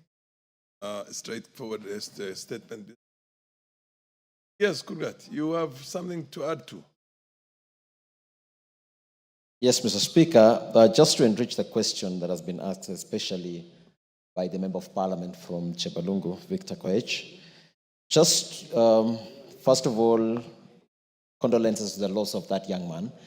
I feel that we need to know, is there any service level agreement, a turnaround time, because the station that is in the region is barely 2 kilometers away, and they were not able to respond. Why do we have a station there? What is the service level agreement that is existing or that should be there? And secondly, is it possible also to have KWS and the ministry to be able to map all regions in our country so that we know in particular areas, these are the risks that are possibly possible to happen in particular regions, because to lose a young man in such a sense of what you've been told is very, very sad, and we should not be able to lose any life if people were informed of the dangers that exist in particular regions. So I think we need to have a broad an information about that, the mapping of all possible regions that could have a conflict between the wildlife and the communities around there. Thank you. You have already made your point. We just want to listen to the chair of the committee to give an undertaking, and if the chair is not in, then the deputy whip of majority, Naomi Wako, give an undertaking on where both statements on both issues, the matter raised by Honorable MP for Chepalungu. Yeah. And the MP for Madam Keitani can be responded to, because they're very similar. Yeah, thank you, Honorable Speaker. And I'll make sure that we'll pass the message to the chairs, and 2 weeks after our recess, they'll be able to get their response. Thank you. Thank you. Yes, Honorable MP for Chepalungu, I hesitate to call you the name you want me to call you. You said you are called Mandazi. Yes, Mandazi is my name. I wasn't happy you're eating cronuts here. I wish you were eating Mandazi, Honorable Speaker. You want me to address you as Mandazi? Proceed. Yeah, thank you. I hope I don't see somebody else. I was making a request. Proceed. Yes, I was making a request, Mr. Speaker, and I still write to the Departmental Committee Chair on Tourism to appear as a friend to the committee when the DG, together with the PS or any personnel from KWS, will be called by the committee, maybe to respond to this particular statement. I would wish for a direction that I be allowed to attend as a friend to the committee. Thank you, Honorable Speaker. The Honorable Deputy Whip, you think you can take that responsibility to create that basically a rendezvous between the Honorable member who's seeking the statement and the PS and the people who are involved in that? Yeah, let me liaise with the chair and then we revert. Okay. Thank you. There is another statement that was sought on this statement by the chairperson, Committee on Parliamentary Broadcasting and Library. We will defer this one to the afternoon. And we defer this one to the afternoon. Now we're going for the responses. There was a status of Mavoko water supply by the Honorable statement, which was by the Honorable Joyce Kamene, Pecos County MP, on Blue Economy, Water and Irrigation. Where is the chair of that committee? Thank you, Honorable Speaker. Yes. Honorable Speaker. Is Madam Kamene in the house? Yes, I can see you. Proceed. Honorable Speaker, on 4th of March 2025, the Honorable Joyce Kamene, the Member of Parliament from Machakos County, rose to ask a statement in regard to Mavoko water supply. And the Honorable Speaker, the Honorable Member, was seeking the status of implementation of Mavoko drinking water supply project jointly funded by the Kenya government and the Belgian government. Then number two, the Honorable Speaker, the Honorable Member was also seeking the steps taken by the ministry to ensure the completion of the project and the expected timelines for its completion. But 3, Honorable Speaker, the Honorable Member is seeking the interim measures being taken by the Ministry to address the water scarcity faced by the residents to protect them from the unscrupulous water vendors in Mavoko. The Honorable Speaker, I have a statement from the CS Water. And the Honorable Speaker, the Ministry of Water and Irrigation through the Tanati Water Works Development Agency is responsible for the implementation of Mavoko Water Supply Project. Mr. Speaker, I wish to respond as follows. On the question number 1, the report of the status of the implementation of Mavoko drinking water supply, which is jointly funded by Kenya and Belgian government, the Honorable Speaker, the contract for the construction of Mavoko water supply was signed in 19 November 2017 between the Tanati Water Works Development Agency and the ASPAC International company by the Belgium. And the contractor, ASPAC International, was granted access to the site for commencement of works on 19 February 2018 for a period of 36 months, giving the intended completion date of the project on 18th August 2020 at a total cost of 2.8 billion funded by the Bank of Belgium government, Mr. Speaker, and also some part of it by the GOK. Mr. Speaker, the scope of work for the project comprised of several interrelated components that collectively enhance the water supply and distribution of infrastructure. The Kenya Meat Commission Dam, Mr. Speaker, was rehabilitated and the intake constructed alongside the pumping station with a 6.2-kilometer raw water pipeline installed to deliver 8,000 cubic meters of water per day to the new water treatment plant.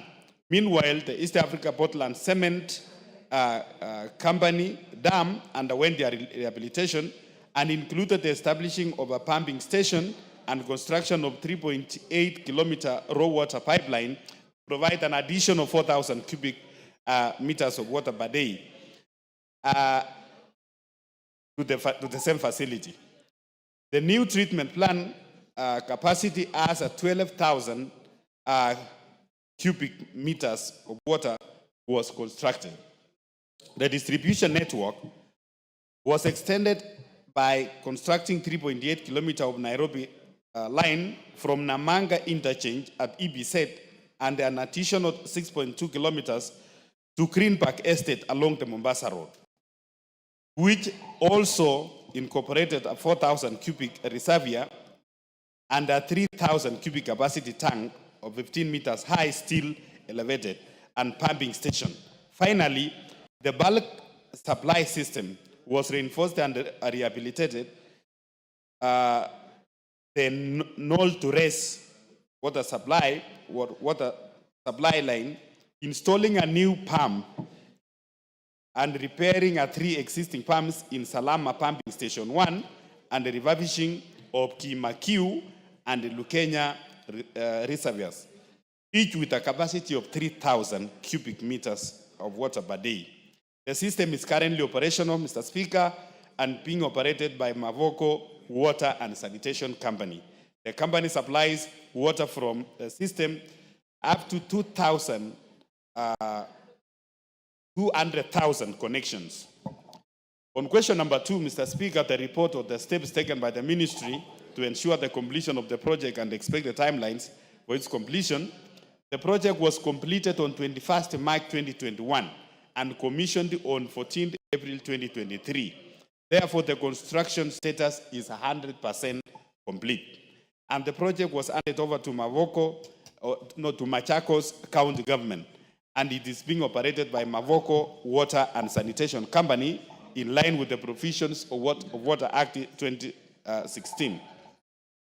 Currently, the project provides at least 10,000 cubic meters a day of water from a new water treatment plant and 5,000 of water from the Northern Collector Tunnel connected earlier this year to the residents in a mix of domestic, commercial and industrial area around Mavogo. Honorable Speaker, the areas covered includes Mololongo, at the river, the EBZ zone, Shokimau, Kenanye, Katani, and parts of Lukenya areas. Question number 3, the interim measures being taken by the ministry to address the water scarcity faced by the residents and protect them from the unscrupulous water vendors. The Speaker, the agency notes that Mavoko and Shokimau areas currently face water scarcity due to lack of water and last mile connectivity, which is supposed to be done by the county government of Machakos through Mavogo Water and Sanitation Company. To address the water scarcity, the agency is currently implementing the Mavogo water and sewerage interventions and the extension of pipeline project, which is a last mile intervention project through the government of Kenya, funding with a funding estimated to cost about 585 million. The project is currently at 1% complete, having already spent 183 million and requires a government funding of 402 million to complete. The last mile project aims to connect about 50,000 households and increase the access of 250,000 residents in Shokimau, Mulolongo, and the river.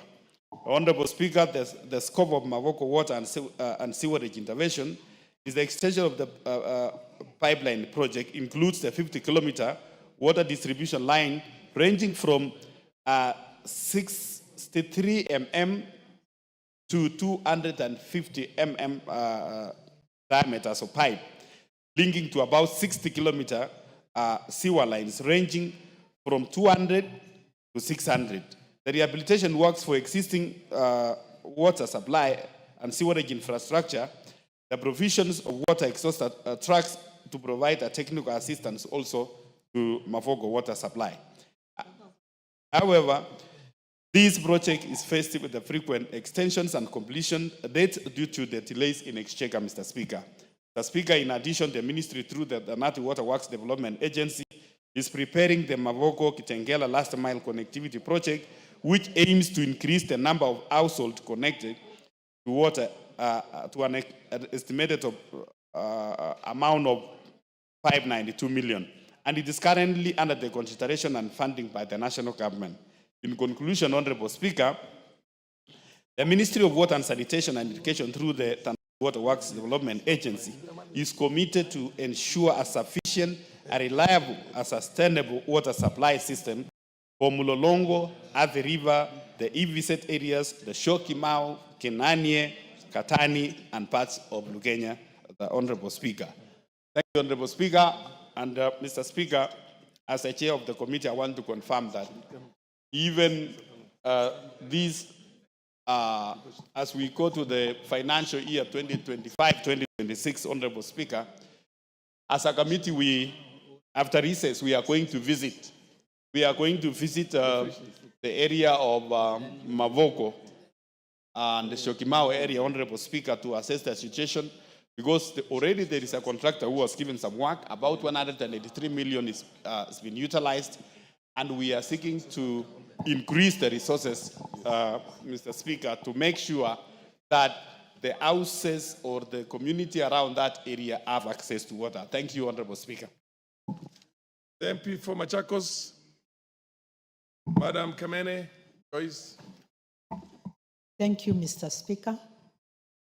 Speaker, yes, they have answered the question, but they have not given any timelines, any commitment.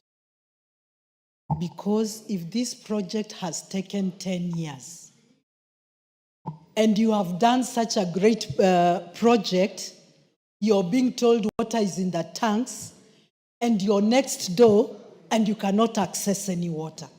And it is there year after year. How is it that Exchequer is not being released? Money is insufficient, and you did such a big, wonderful project like this. People are suffering from water. Why can't it be given a priority? Because this is revenue. After all, when you start supplying water to the residents around, revenue will be collected. Does it make any sense to make this a white elephant? Fair enough. Hang on a minute, let Kemei also weigh in on that. You will answer that, let Kemei weigh on that also. Honorable Speaker, I want to thank the woman rep for this statement or this statement to this committee. As much as I appreciate what the chairperson has given concerning Mavoko and the areas, the environs, Honorable Speaker, I live in Syokimau, and for sure, water is very scarce. The residents get water using donkeys, and private vendors exploit the people. So when the chairperson here has said that the ministry is actually going to do the last mile connectivity, this has been the case for the last over 10 years, 15 years. Yet, we pay taxes, or people pay taxes for the same. People pay what is expected of them, not to forget the sewerage, Honorable Speaker. So I feel this answer is not sufficient. There are no timelines the way the county MP has said. It is like there is no seriousness that is given to it, Honorable Speaker. Fair enough. When? The issue is this has been ongoing for 10 good years. Can you be definitive about the exact timeline when the residents of Mavoko are going to enjoy that massive government investment? The Honorable Speaker, number one, I want to say, Mr. Speaker, as a committee, we take our work very seriously. Number two, Honorable Speaker, water is a devolved function, especially the last mile connectivity. Mr. Speaker, the national government, through the Water Development Agency, and in this case through the DANATI, they have done the pipeline, the tanks, the dams, and everything. And they were handed over, or the project was handed over to Machakos County government, which is now currently managed by Mavoko Water Supply. It is Mavoko Water Supply through the county government of Machakos to do the last mile connectivity. And Mr. Speaker, like that one is not enough, we have also taken a position as a committee, and we have asked the ministry now that the county government don't have that capacity and they don't have the resources. Mr. Speaker, we are also seeking to support the county government, because the people who are there, the people who live in Syokimau, the people who live in Kananie, Katania, and those areas, they are also Kenyans who are paying taxes. And we are going to take a deliberate action. And I've said here, Mr. Speaker, that this financial year, 2025-2026, we are going to provide resources to help Mavoko Water Supply and Machakos County government to do the last mile connectivity for the people around there. This financial year? Which is going to be from June? Yes. Fair enough. That's a very firm undertaking, and the presumption of the chair that you have already done your work very well. I don't see any more interest in this other than the Honorable, yes. Is it on the same? Yes. What is your issue? Thank you, Mr. Speaker. Water supply management across Kenya, all counties being a devolved function, is the problem. It lacks in every county. People are suffering clean, safe water to drink, and the counties look like they do not understand what to do in that sector. We would love all the governors to take this issue seriously, not just Mavoko, even Busia, where I come from. Women travel miles and miles seeking for the same, seeking for water, which ends up bringing up other issues like girls being raped in forests because of this issue. So water is a devolved function, and we need to task the governors to do something about it. Pipe water every month into some homes. At the end of 5 years, we'll have so many homes getting piped water. and safe to drink at the same time. Thank you, Mr. Speaker.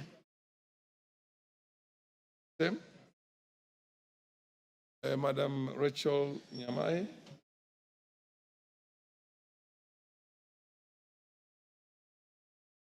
Thank you, Honorable Speaker, for also giving me a chance to make a comment, and especially on the matter that is being raised by the Honorable Kamene.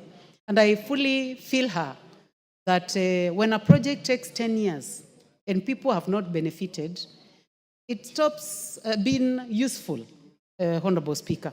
As much as we put those budgets every financial year, in the corridors of power, Honorable Speaker, the chair, Water, has told us that he believes that projects that are useful in this country are those small projects that are implemented within 1 year or within 2 years and they are completed and people have access to water. So, Honorable Speaker, because the budget for water is not, it's high. And I think it is important to know that sometimes the committee's hands are tied. I'm not in that committee, but I'm a friend of the chair. And he tells me that you find your hands are tied. You have to deal with WAKE, billions and billions and billions. You have to deal with that particular project, billions and billions of shillings. You find yourselves dealing with another project in Tana River. What is it called? Kulalu Galana, billions and billions and billions. But when you look at projects that the committee funds in 1 year, we have dams. The other day he gave us 2 dams in my constituency and people are taking water. And they are small projects of 20, 30 million up to 100 million. But talking about billions of Wake Dam and expecting this to be a project of Machakos, Makueni and Kitui. And where we are, for example, in Kitui South, we are 150 kilometers from where that dam is. Billions and billions of shillings will keep going to those huge projects. Okay. And the committee doesn't have much control, but will keep financing, sorry to say, to the benefit of others. Thank you. I think there being no further interest on this, we'll go to the next response. The Energy Committee, the statement that was sought by the Honorable Dr. Ojambo Oundo. Thank you, Honorable Speaker. Yes. It is true, Honorable Speaker, we have a statement from the committee which was sent by the PS, the Principal Secretary in charge of Energy. And I know Honorable Odo is around. I've gone through the statement, Honorable Speaker. One of the questions that was raised is the regulatory framework under which Kudura Power East Africa Limited is operating, generating and supplying water in Western Kenya. Honorable Speaker, the response to that is that Kudura Power East Africa Limited is duly incorporated in the Republic of Kenya as a wholly owned subsidiary of RVE, a Portuguese company. Kudura is a social enterprise focused on providing decentralized renewable energy and sustainable infrastructure solutions to undeserved counties in East Africa. This company focuses on empowering rural and peri-urban areas by addressing critical needs such as clean energy, water access, and sanitation, aligning with the global sustainable development goals, particularly SDG 7, that is affordable and clean energy, and also SDG 6, clean water and sanitation. Kudura specializes in integrated system that combine solar energy, water purification, and biogas technology. The company operates under Section 117 of the Energy Act that provides, and I quote, that is Section 117, a person who wishes to carry out generation, exportation, Honorable Speaker,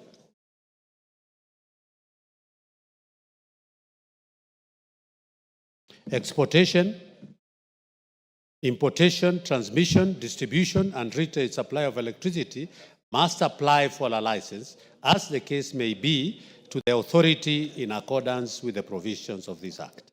Kudura Power East Africa Limited was granted a construction permit by EPRA on the 3rd April 2019 for a period of 1 year for the development of the 10 solar PV mini grids as listed in Table 1. Honorable Speaker, I hope Honorable Oudo has his, under the table is detailed therein.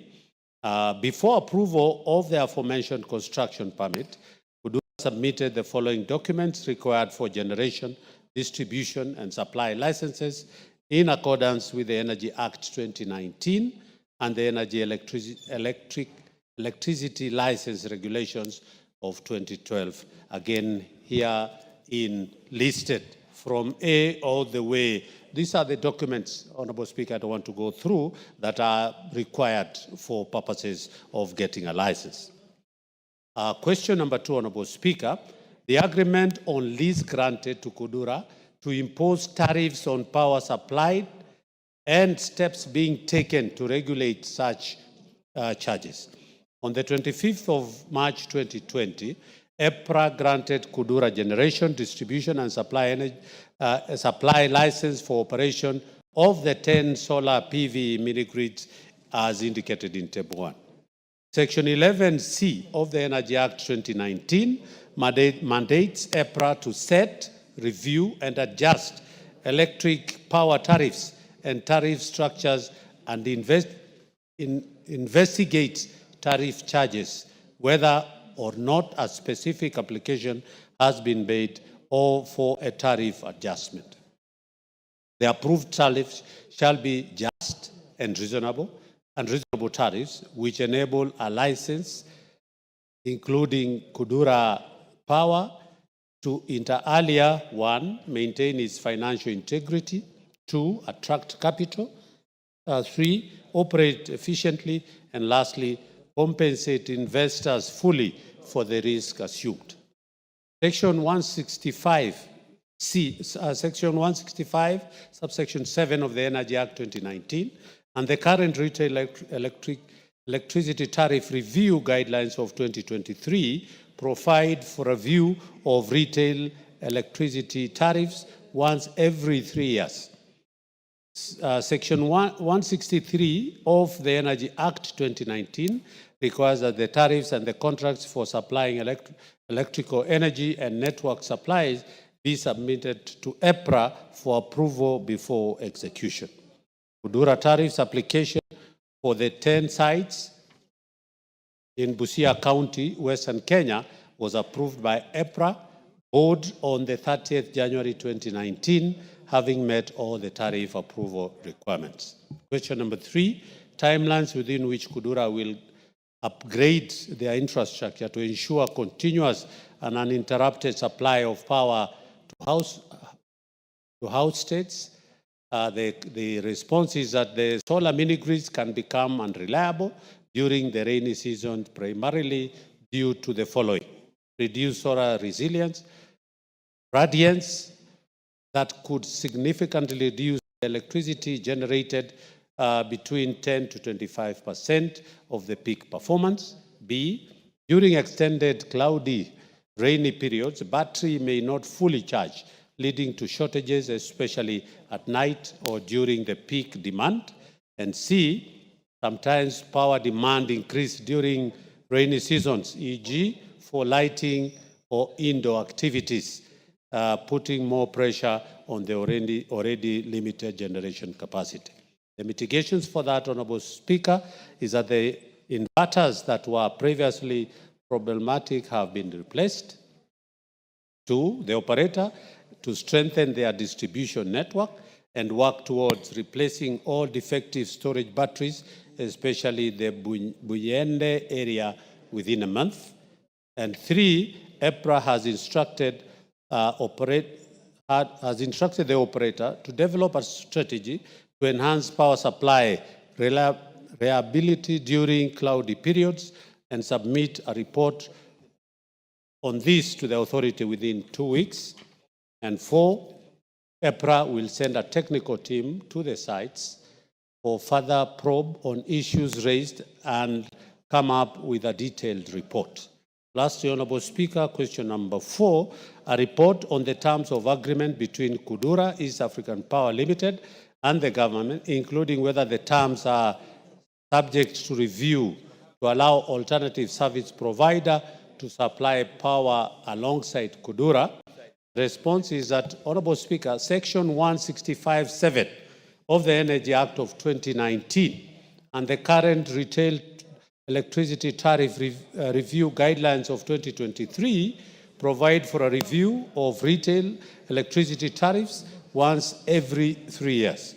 Therefore, Kudura is required for the aforesaid provisions of the law to submit a tariff review every 3 years upon the expiry of the approved tariff, subject to review and approval by the authority.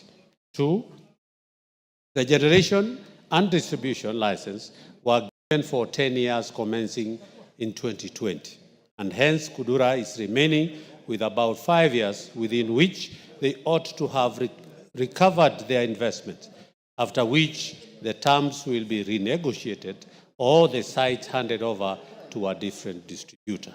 Thirdly, the Ministry of Energy and Petroleum has developed draft mini-grid regulations which will give guidelines on the options will be available to the mini-grid operator when the main grid arrives.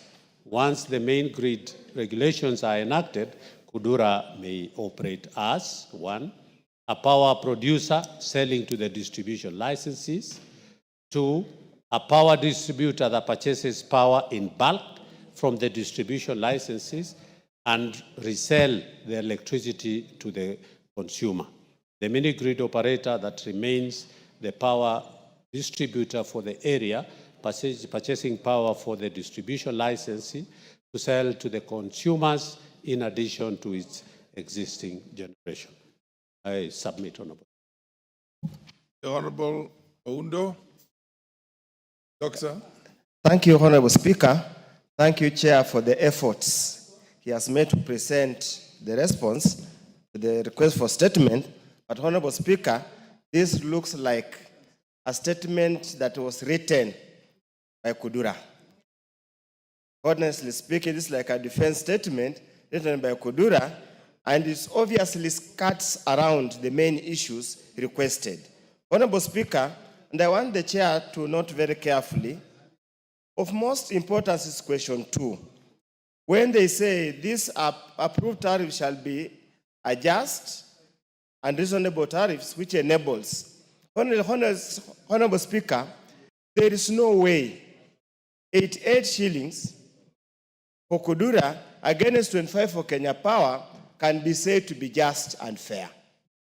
This is exploitation, this daylight robbery, which, honestly speaking, cannot be called to be just and fair.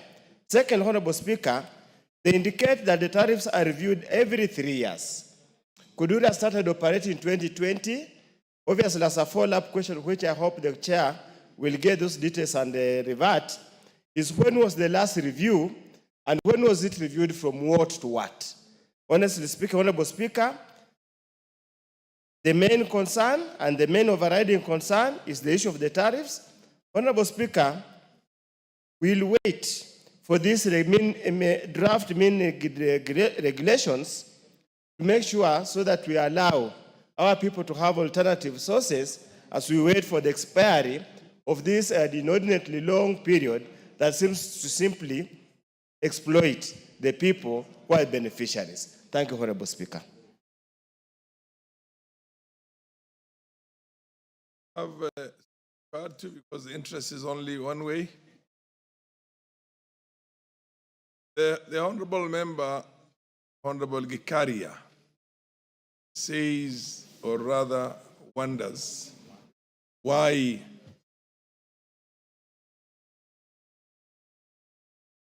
the issue of, why don't you give him the mic? What's happening with the mics? Proceed, use it. Thank you, Honourable Speaker. You notice the, have you taken note of exactly yes. where he feels that Kudura is cutting around? Yes, I've taken. Honorable Speaker, you know, when... Respond straight to that now. Don't. Honorable Speaker, I know Honorable Waudo, and he's very, he prepares himself for... He's thorough. There's no very doubt. thorough. Yes. Yeah, that is the word. Yes. Very Yes. thorough. Yes. And when I got this response, Yes. I knew part of what he's saying will be coming up, Honorable Speaker. And I totally agree with him that I don't agree with him on only one aspect, that this is a response by Kudura themselves. Honorable Speaker, this statement is signed by the Principal Secretary in charge of energy.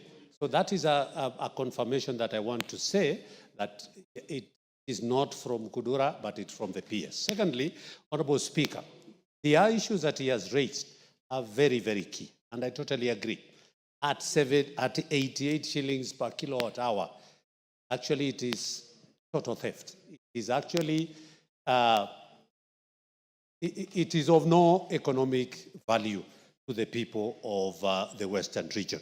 And we are, Honorable Speaker, as a committee, seized of the fact that this, the PPAs that were signed in those years, I don't want to mention by which administration, those years way back were very punitive, discriminative, and they were actually never thought of the interest of Kenyans.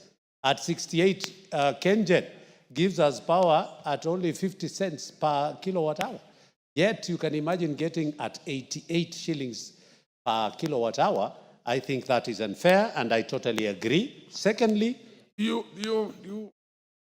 I'm just saying, we are seized as a committee. Have you lifted the veil on that to see why such an unfair deal can be done to the government? Who are the owners? Who are the owners of Kudura and other exploitative, what do you call, power producing outfits that sell to the national grid here at a very high price? Honorable Speaker, are you sure? Our committee is seized, and there is a report that we will be bringing on the floor of this House. It was brought in the last session, but it was not discussed.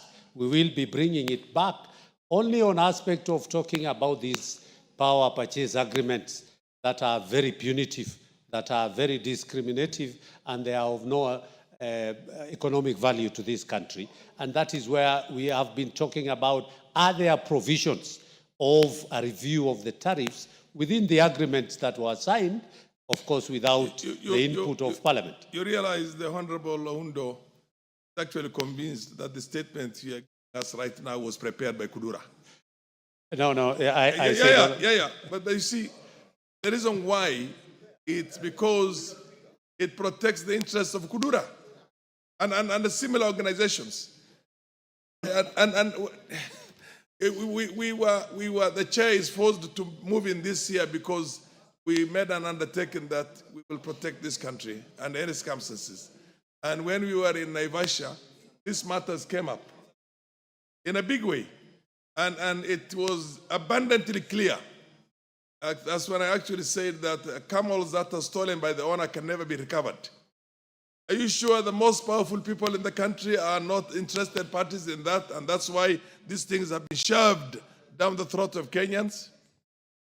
Yes, you have to say something before the chairman responds.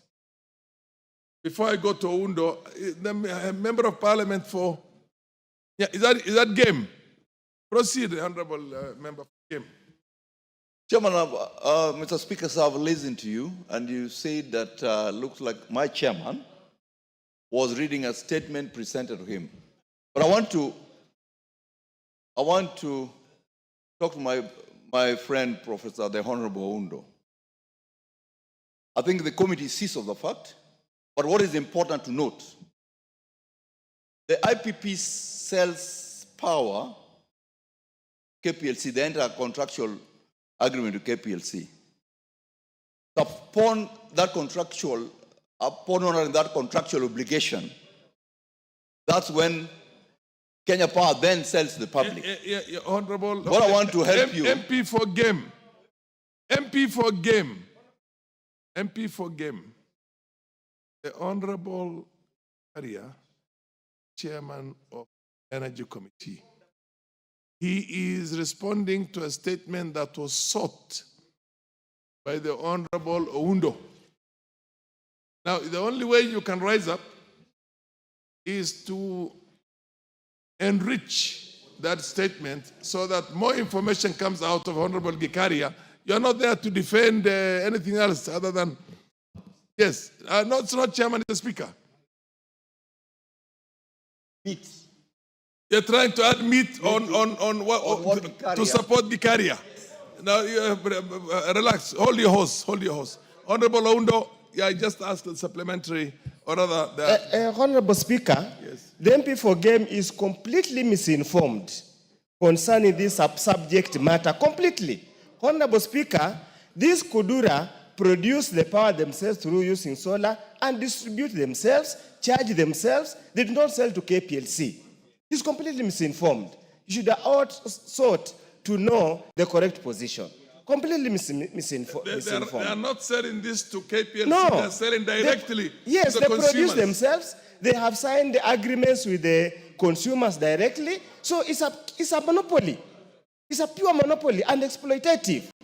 Honorable Speaker, I would have expected the ministry, the State Department, to clearly say, yes, they note the tariffs of the 83 shillings is extremely exorbitant, and we will make efforts to open negotiations with the power producer, supplier, biller, everything to reduce to a reasonable figure. That's why I'm saying when you look at this, it really looks like the statement was written, given to the PS to sign, and the PS could even be complicit in this outright theft and exploitation of the people. It's as simple as that, Honorable Speaker. Honorable Gikaria, it's a tall order. This thing is not going through KPLC. It's a direct relationship between the producers and the consumers.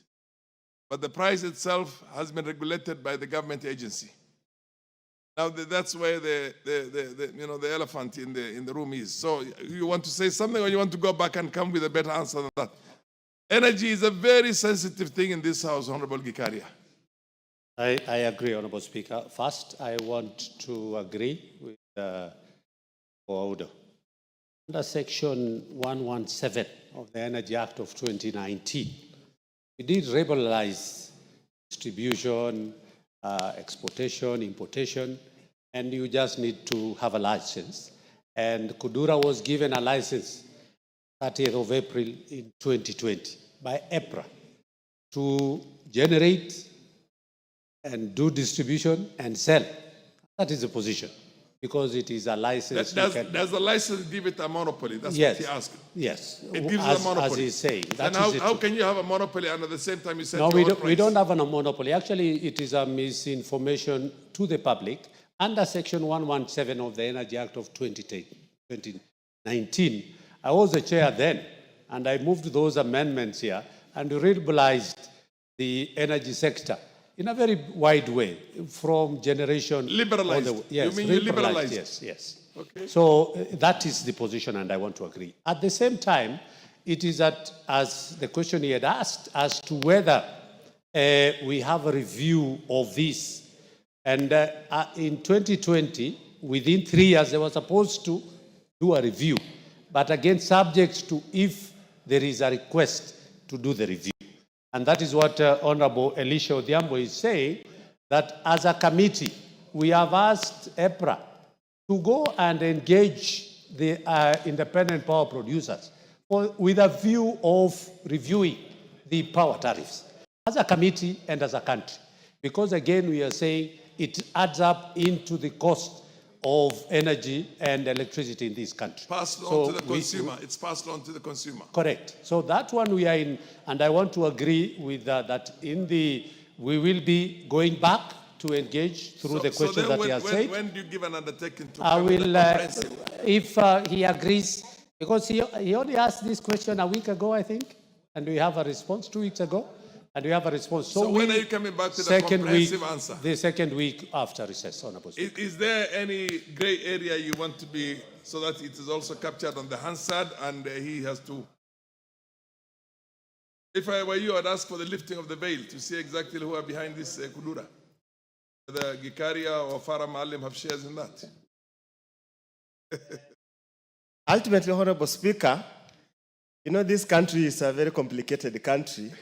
The better you leave things the way they are, sometimes the better for posterity and a good life. We are not interested to know who is behind it. We're not interested to know who is the exploiter. All that what we're interested to know is the exploitation must come to an end. So, three things there is exploitation and there is a blatant, open, outright daily robbery. How do you have a differentiation between 50 cents and 88 shillings? Precisely. For the same number? My plea to the chair, yes, that the MP, in the review... Yeah, somebody's on a point about that. The MP for Turkana Central, yes. Yes, proceed. Honorable Speaker, thank you so much. I want to reiterate the position that has been taken by Dr. Undo, Honorable Dr. Undo, that there is need to unpack, to understand who owns. Dura looks like it's private. And if you look at this, it's even giving us mini grids in Turkana. I've just seen this is like a Portuguese farm, which we need to unpack. And maybe there's need to understand why are they doing business in Kenya, with who, for who, and what are the shares, and what kind of service they are giving. Honorable Speaker, we need details. Thank you. Ondo, I think you have done your on that. Ikaria, have you given an undertaking on when you'll come back with a comprehensive answer on that? On the same. Honorable Speaker, I have committed that within 2 weeks we will be... 2 weeks on the within 2 weeks on the resumption of the House. Correct. It's so directed. It's so directed. Honorable Shuria,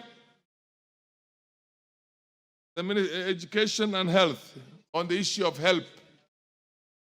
The Honorable Shuria is not in the House, is he? Oh, yes, he's there. I can see him. Where is the chairs of who is answering? Is it health or education? You're answering joint. Do you want to take the first shot? Yes, I'll take the first shot. Proceed, Nyekal. Honorable Speaker, this was a joint, we had to do a joint answer to this, and we actually sat with the Minister, both our committee and the Health Committee and the Education Committee, and it was basically the lead was to be taken by the Education Committee.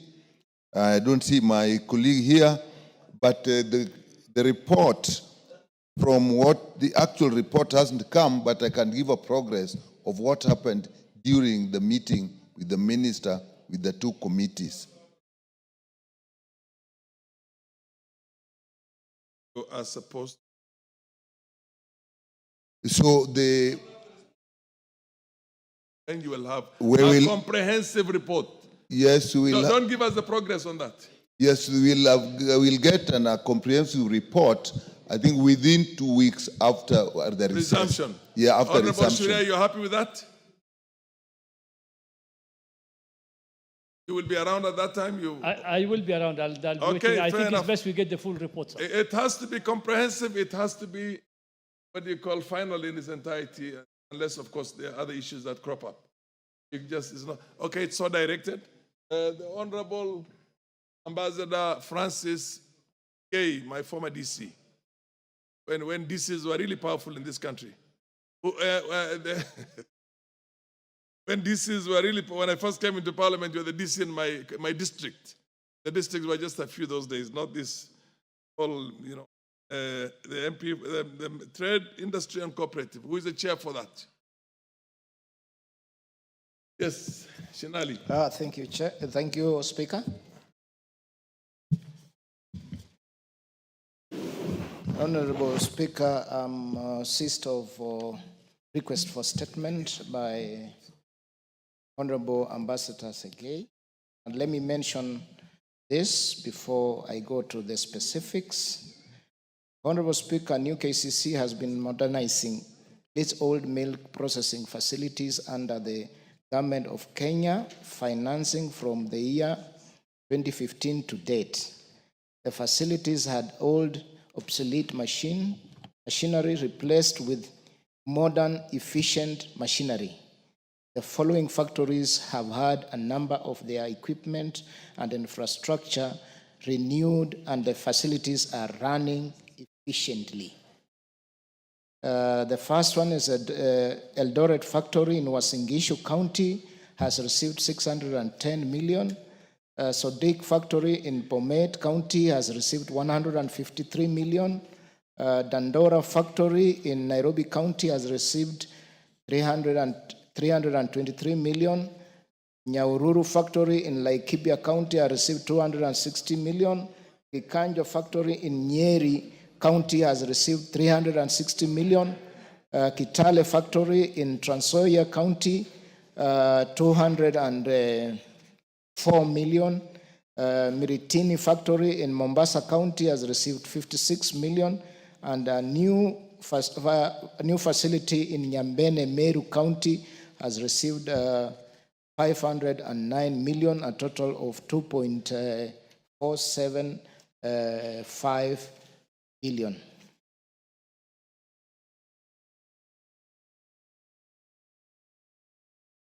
Several regions, Honorable Speaker.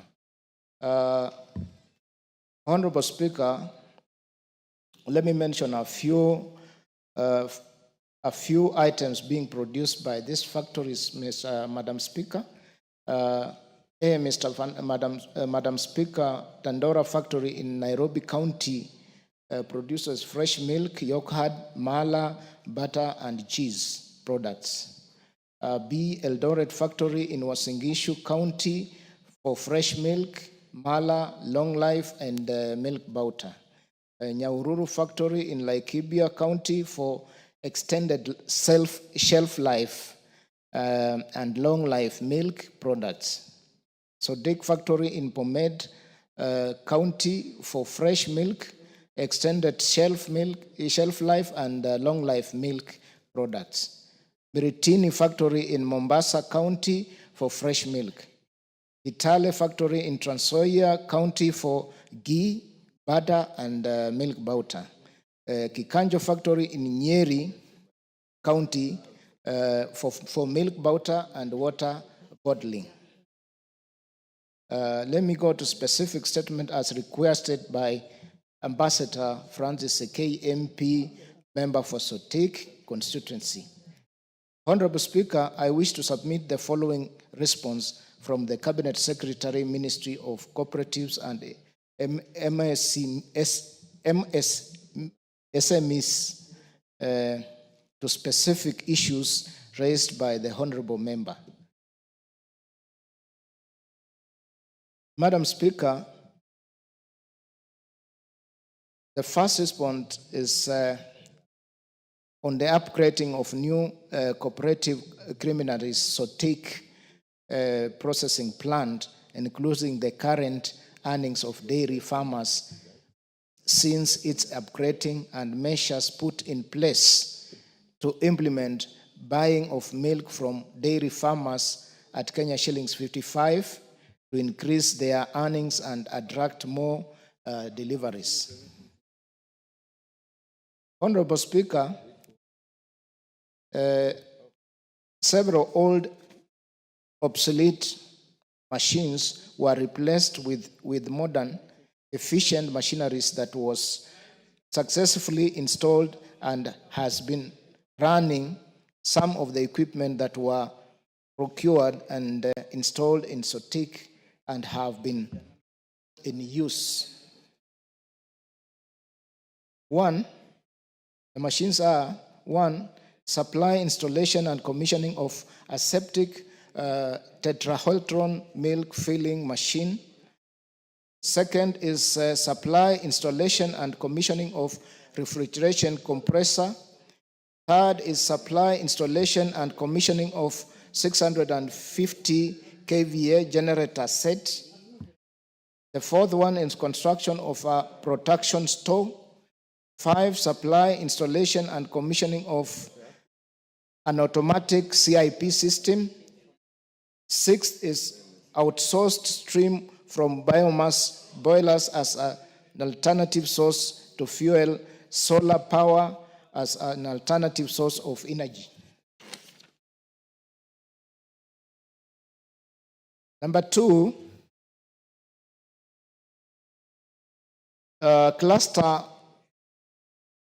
Sotek cluster farmers' earnings are currently at an average of Kenya shillings 85 million per month, which means it is at about 1.02 billion a year.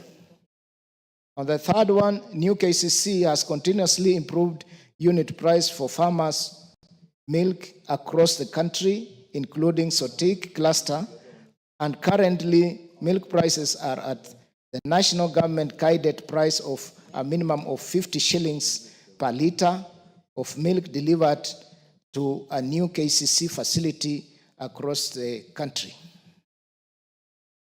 The Honorable Member also wants to know steps taken to address low wages of casuals at New KCC factories, considering the high cost of living and inflation in the country, including payments of overtime allowances as required by law. Honorable Speaker, one, the New KCC employs staff as per the Government of Kenya labor guidelines and within the New KCC human resource policy. Secondly, dairy business in Kenya is seasonal, given majority of Kenyan farmers are weather dependent, and the business has seasons that allow staff to work on overtime, but only when volumes are above the normal projections. When such situations occur, overtime earned is paid as per the collective bargaining agreements guidelines. Third, where casuals or business staffs are engaged, depending on work demands, the earnings are as per government labor guidelines, which has categorized regions, and New KCC strictly adheres to the guidelines in all locations, including at Sotik factory. Thirdly, the member wants to know the measures put in place to create participation by the dairy farmers to be more involved in process of New KCC cooperative preliminaries and success. Honorable Speaker, the Ministry of Cooperatives and Micro, Small and Medium Enterprises is undertaking the following measures to ensure the protection of members' funds. The New KCC has elaborate independent extension services groups run by farmers through their appointed leadership in various clusters across the country, and the Sotik region has very strong extension group. Number two, the New KCC leadership engages farmers regularly through its raw milk procurement and extension services department, which is fully operational department that coordinates all the New KCC farmers through their leadership and various farmers, cooperatives, and even directly to individual farmers. Thirdly, the top leadership of KCC, that includes the managing director, all the way to their board of directors, occasionally engage with the farmers and their leadership across the entire country. And Sotik region farmers are among the stakeholders that are involved in such forums. Number four, Madam Speaker, a report on products produced at Sotik Milk Processing Plant and plans in place to to vary the type of products manufactured, including plans to maintenance of the machines processing products such as mala. Madam Speaker, Sotik factory processes and packages fresh milk, 24 hours shelf life, extended shelf life, 90 days shelf life, and long life milk products. That's a 1 year shelf life milk. The milk products in the Sotik factory are in the following stock keeping units. Treta Final aseptic. In this brand, we have Gold Crown, KCC Fresh, and Taifa. Treta Classic aseptic. In this brands, we have Gold Crown, KCC Fresh, Taifa, and Paco. Third, we have extended shelf life. In this brand, we have Fresh 500 ml, Gold 200 ml, Gold 500 ml. Fourth, we have fresh milk in these brands. We have 10 and 20 liters, fill pack 200 ml, fill pack Gold 500 ml, fill pack Fresh 500 ml, fill back 500 ml Taifa, fill back 200 ml. 2, new KCC machine maintenance is undertaken as per the best maintenance practices as per equipment manufacturers' guidelines and is being implemented across all factories, including Sotik. Third, Mala as a new KCC product is processed in Dandora and Eldoret factories that have the full infrastructure of Mala processing, fermentation, and packaging, but distributed to all KCC sales depots, which Sotik sales depot getting Mala from Eldoret factory that serves the following sales depots: Eldoret, Sotik, Kisumu, while the Mala from Dandora is distributed to the following sales depots: Nairobi, Nakuru, Nanyuki, and Mombasa. Honorable Speaker, attached is the response that the Cabinet Secretary and annexures for transmission to the Honorable Member. Thank you.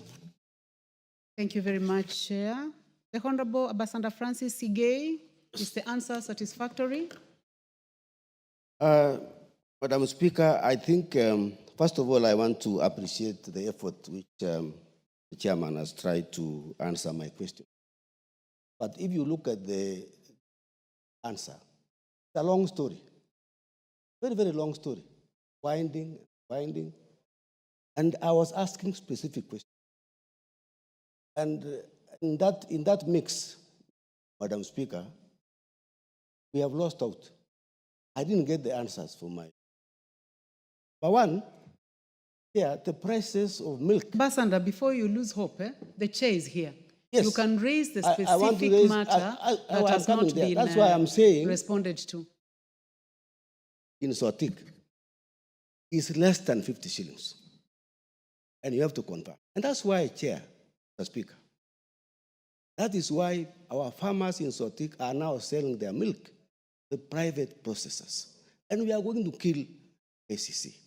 So, Chair, I'm not happy with that answer of prices. Number two, is the issue of that status of that plant.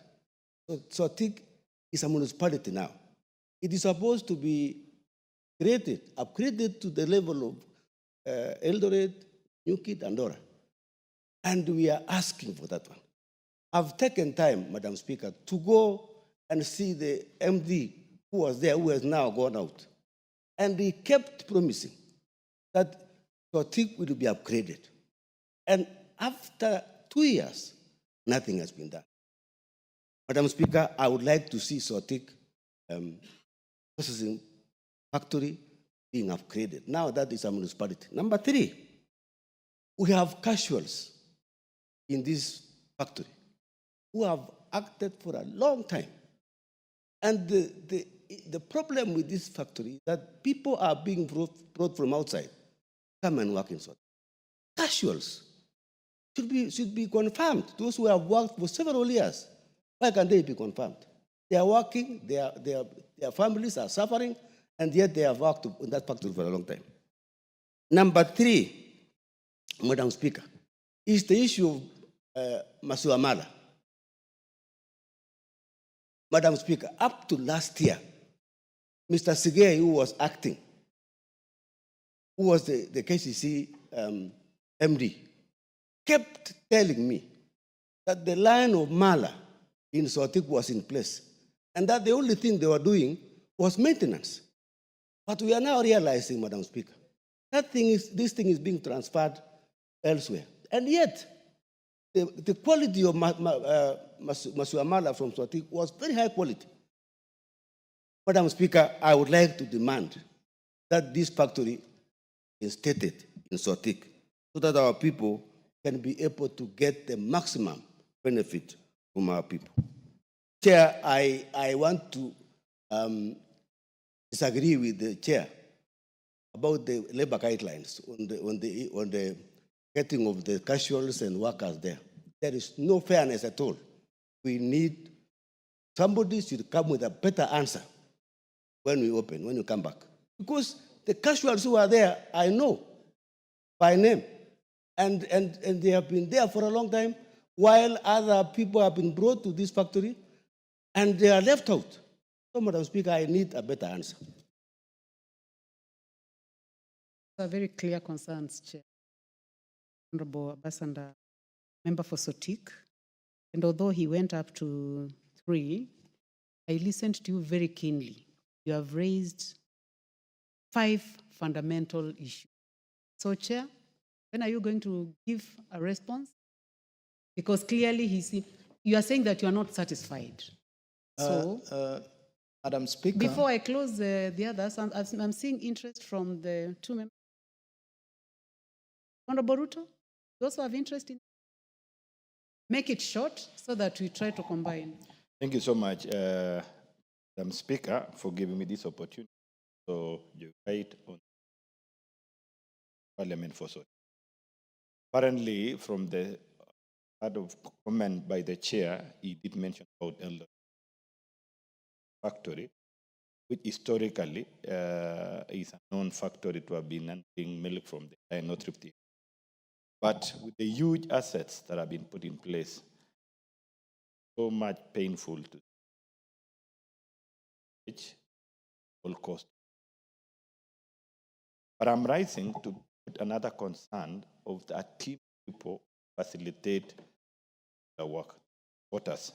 Madam Speaker, you will really have to sympathize with the transporters whom their dues have gone more than 2 years. They have been connecting as facilitating milk from the farmers' collection point of view to the factory. And up to now, no discussion has been raised. And I would wish the chair should consider this one also as a matter of concern. The other issue, of course, that is so fundamental is on how this issue of employment are being undertaken. There's a concern that the governance people in the board has been mentioned in terms of independence. What we are calling upon is how can a factory that is support of the government, remember it is under domicile under the Ministry of Cooperative, it has absolute support of the government, is critically failing. I mean, as it is right now, what are we going to do? We need also to see how to sort out the governance issues and ensure this entity runs the business of distribution of milk after processing, and it has a huge market, it has huge potential, it has huge capacity. I don't understand what is a problem in terms of decision. Thank you so much. Majimbo Kalasinga, please make it 1 minute. Thank you, Madam Speaker. I'll just take a minute. Madam Speaker, I am an expert in dairy industry. I'm an Egerton University product, dairy and food technology. I was attached, Madam Speaker, during my attachment, I was attached in Premier Dairy, Kabianga, just some few kilometers to Sotik Dairy. Madam Speaker, you cannot tell us that you are servicing a Mala line. Masiwa Mala requires only fermentation tanks, starter cultures, and a Tetra Classic machine which they are using to package fresh milk or UHT milk can be used the same line. There is no reason, Madam Speaker, to be told that Mala line is not operational. It must be reinstated by all standards. And two, Madam Speaker, the moment you remove the Mala line, you reduce the workforce. You reduce the casuals. The young men and ladies who are supposed to get jobs from that factory will go where? It also beats logic, Madam Speaker. These factories, KCC, were designed with a purpose. The Dandora factory in Nairobi was a dry milk border. KCC, Sotik, is supposed to process Mala and sell in the Western region. Madam Speaker, you cannot tell me that you will process Mala from a region where there is no raw milk. Sotik is situated in the center of farmers producing the best milk in this country. The BF, Madam Speaker, for information, the BF of milk in Sotik is the highest, 5.5% butterfat content. Best for this product. Madam Speaker, let's support this farm. Let the chairman come with a substantive answer that will tell this House that the fermented milk line must be restored and casuals must be employed. And this issue of dealing with casuals for years and years must stop, Madam Chair. Thank you, Madam Speaker. Thank you very much. I think you've made your point. Honorable members, I would like to go back to the chair. Thank you, Madam Chair. The issues raised by members are very critical, and as a committee, Madam Chair, we had already made a program that we must visit these factories to see by ourselves, investigate, and come up with a clear report. Though we have done that, Madam Speaker, we have to confirm also that the Ministry of Cooperatives has acquired a facility, because we know what has been ailing the industry. Number one is management, and interviews are on to have a substantive general manager or managing director in that factories. And number two, there is now a facility to make sure when farmers deliver milk, they are paid. That one has been put in place, which was problem number one. These other issues, I request the honorable member, when we are going to Sotik, we shall invite you so that you are with us in the team.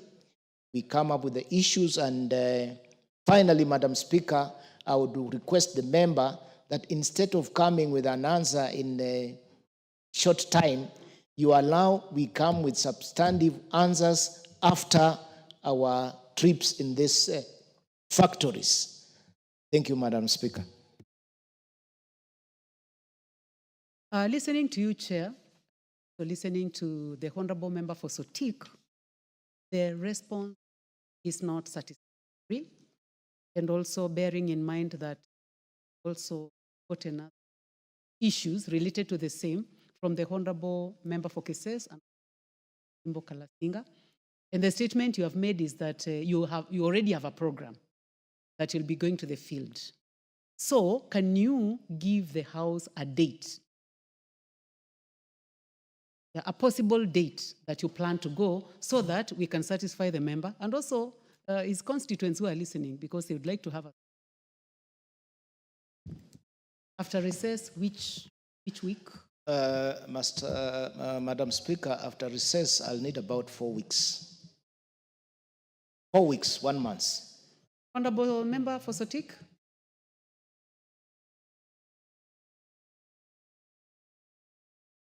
Chair, I think 2 weeks would be appropriate after recess. And I want to thank the chair. I think it's becoming more pragmatic. So I think 2 weeks will be good. I also, Speaker, would like to invite Order, Member for as a friend. Sotik. Actually, you have really spoken very well today, and you know that we have given you a lot of time to address this matter. The chair has made a lot of effort, bearing in mind that he is not the cabinet secretary, and he has made a commitment that he'll be going to the field, and you have requested 2 weeks after recess. Chair, you may take your seat. It will be 2 weeks. Let's plan, kindly your committee to plan in 2 weeks after recess. Or do you have another activity scheduled? Please, give in the mic, please. Madam Speaker, we have other activities scheduled. And you know very well we are going in budget making. I don't want to give dates which will fail us. As a House, we must be specific and we must give answers that can live.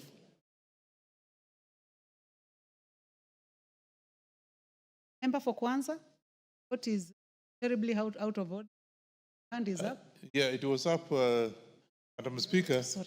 I have come in from another meeting, but I also want to ask the honorable member that if we have to invite stakeholders, I think it should also include the department, a member or members from the Department of Agriculture, Livestock, because I think those are the key fellows.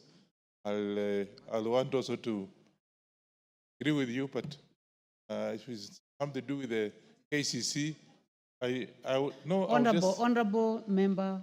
I would say for Kwanza, what yes. is out of order? I didn't say it's out of order. I simply said as supplementary. You wanted to add something? Yes. Which Then I'm saying. you can conclude now. Yeah, thank you. Which I'm saying that I think the best thing is that for you also to include members of the Committee of Agriculture, because that's actually lies under Department of Agriculture and Livestock. I think I have an interest.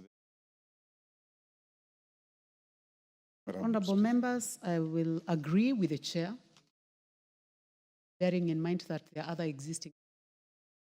I would like to convince the member for Sotik that let us go with the 4 weeks that the chair has provided. Thank you very much, members. Next order, as per the reorganization that was done in the morning by the DS. Order number 11, special motion, consideration of nominees for appointment as members of the Board of Central Bank. Mover. Chair, please. Thank you, Madam Speaker. Madam Speaker, I beg to move that the House approves the nomination of FCPA Sophie Muturi, CPA Abdullahi Mohamed Abdi, Ms. Beatrice Koskei, and Mr. David Simpson Osawa Owor as members of the Board of Directors of the Central Bank of Kenya. Honorable Chair, please move the motion before you go to the names. Can you please assist him with the order paper?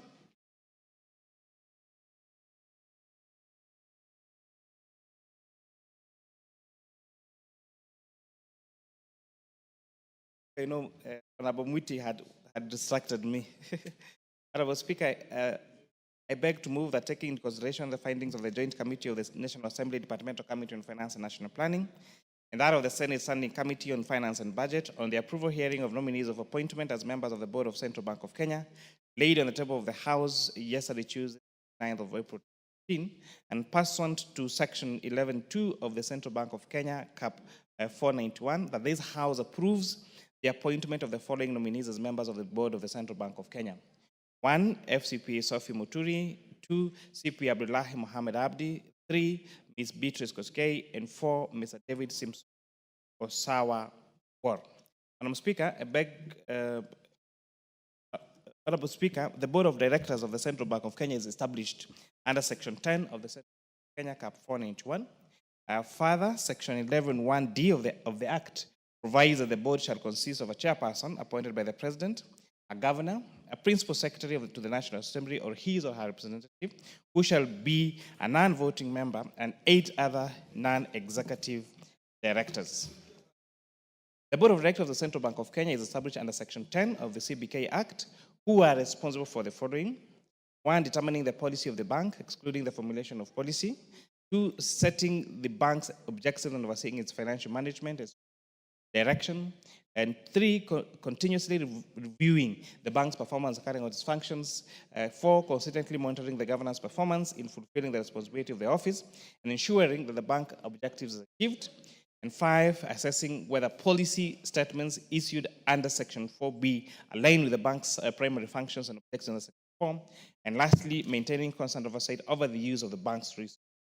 Madam Speaker, the appointment of the director of the board of the Central Bank of Kenya shall take into consideration the provisions of Section 11(7) of the CBK Act. This section provides that persons shall be eligible for appointment as a director if the person is a citizen of Kenya, is knowledgeable and experienced in monetary, financial, banking and economic matters, or other disciplines relevant to the functions of the central bank.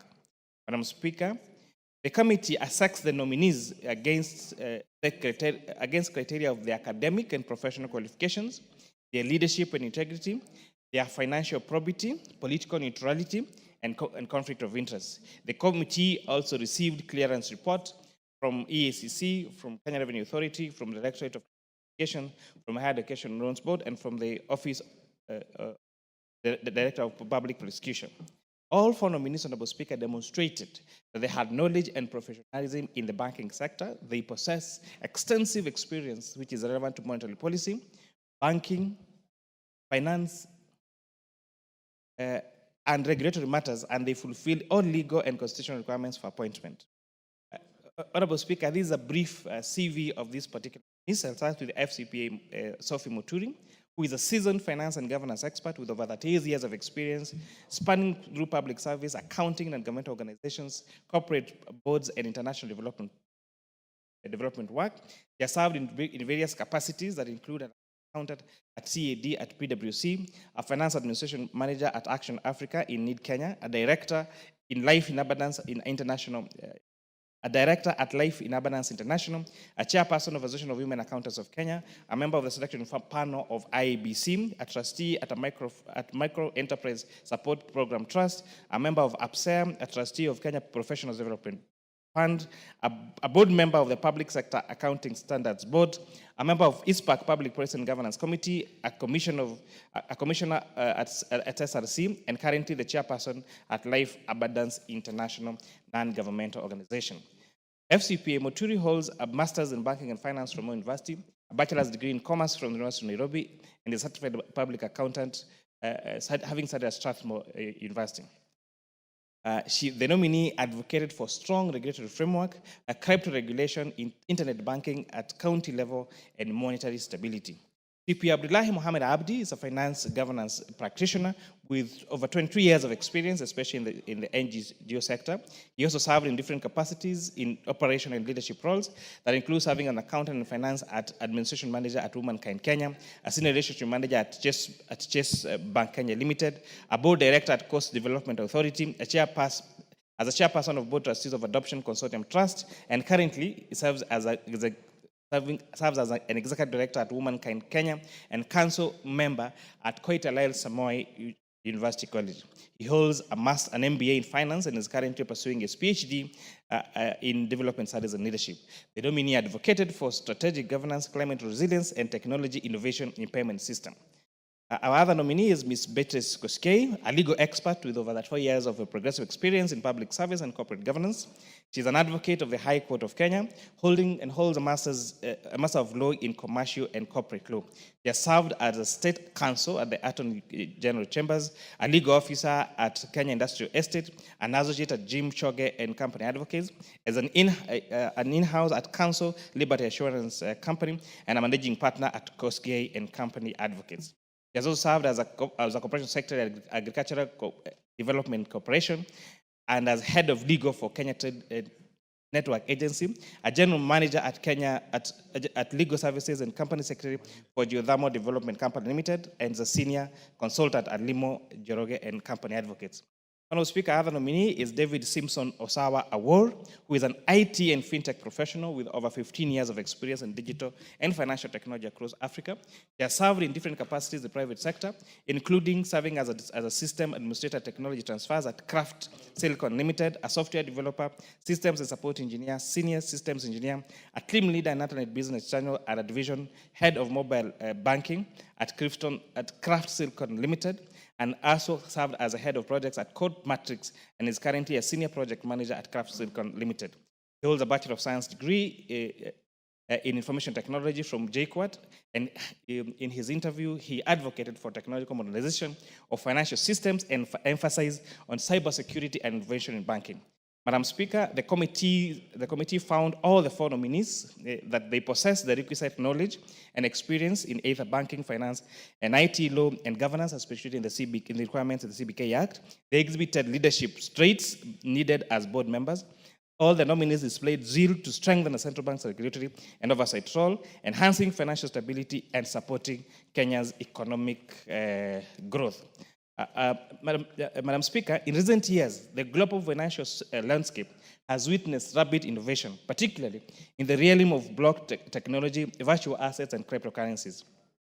These technologies are shaping traditional banking models and introducing new regulatory and security challenges, Honorable Speaker. It is therefore important that as this House approves this four nominees, Honorable Speaker, they need to update the Central Bank of Kenya systems to make sure that they are cognizant of use of blockchain technology. They need to leverage on use of virtual assets and cryptocurrencies, including making sure that that especially the virtual assets bill in this House, Honorable Speaker, is well to date with best practice, Honorable Speaker. They need to ensure that there is risk and that they do risk checks and ensure that there is no collapse, Honorable Speaker, of these particular systems. They need to also guide the bank on policy and regulation considerations and make sure that they use up-to-date technologies to advance the issue of cybersecurity and innovations, Honorable Speaker. Lastly, Honorable Speaker, in the last few years, the traditional banking sector has really changed. For a very long time, all Kenyans relied on banks and bank products in the traditional way of our banking, Honorable Speaker.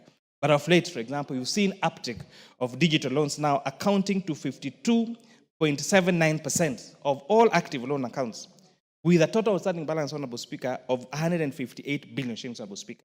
Loans like Fuliza, that overdraft facility, and M-Pesa disbursed 804 billion shillings in the last 12 months, as at March 2024, which averaged 2.3 billion shillings daily. Other products like KCB, M-Pesa, and M-Shwari disbursed 83.7 billion shillings and 42 billion shillings, respectively, Honorable Speaker.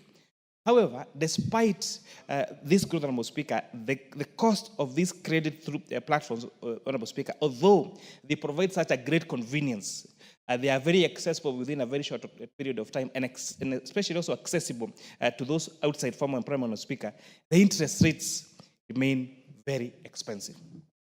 Honorable Speaker, I try to do a small analysis of how these interest rates are, Honorable Speaker.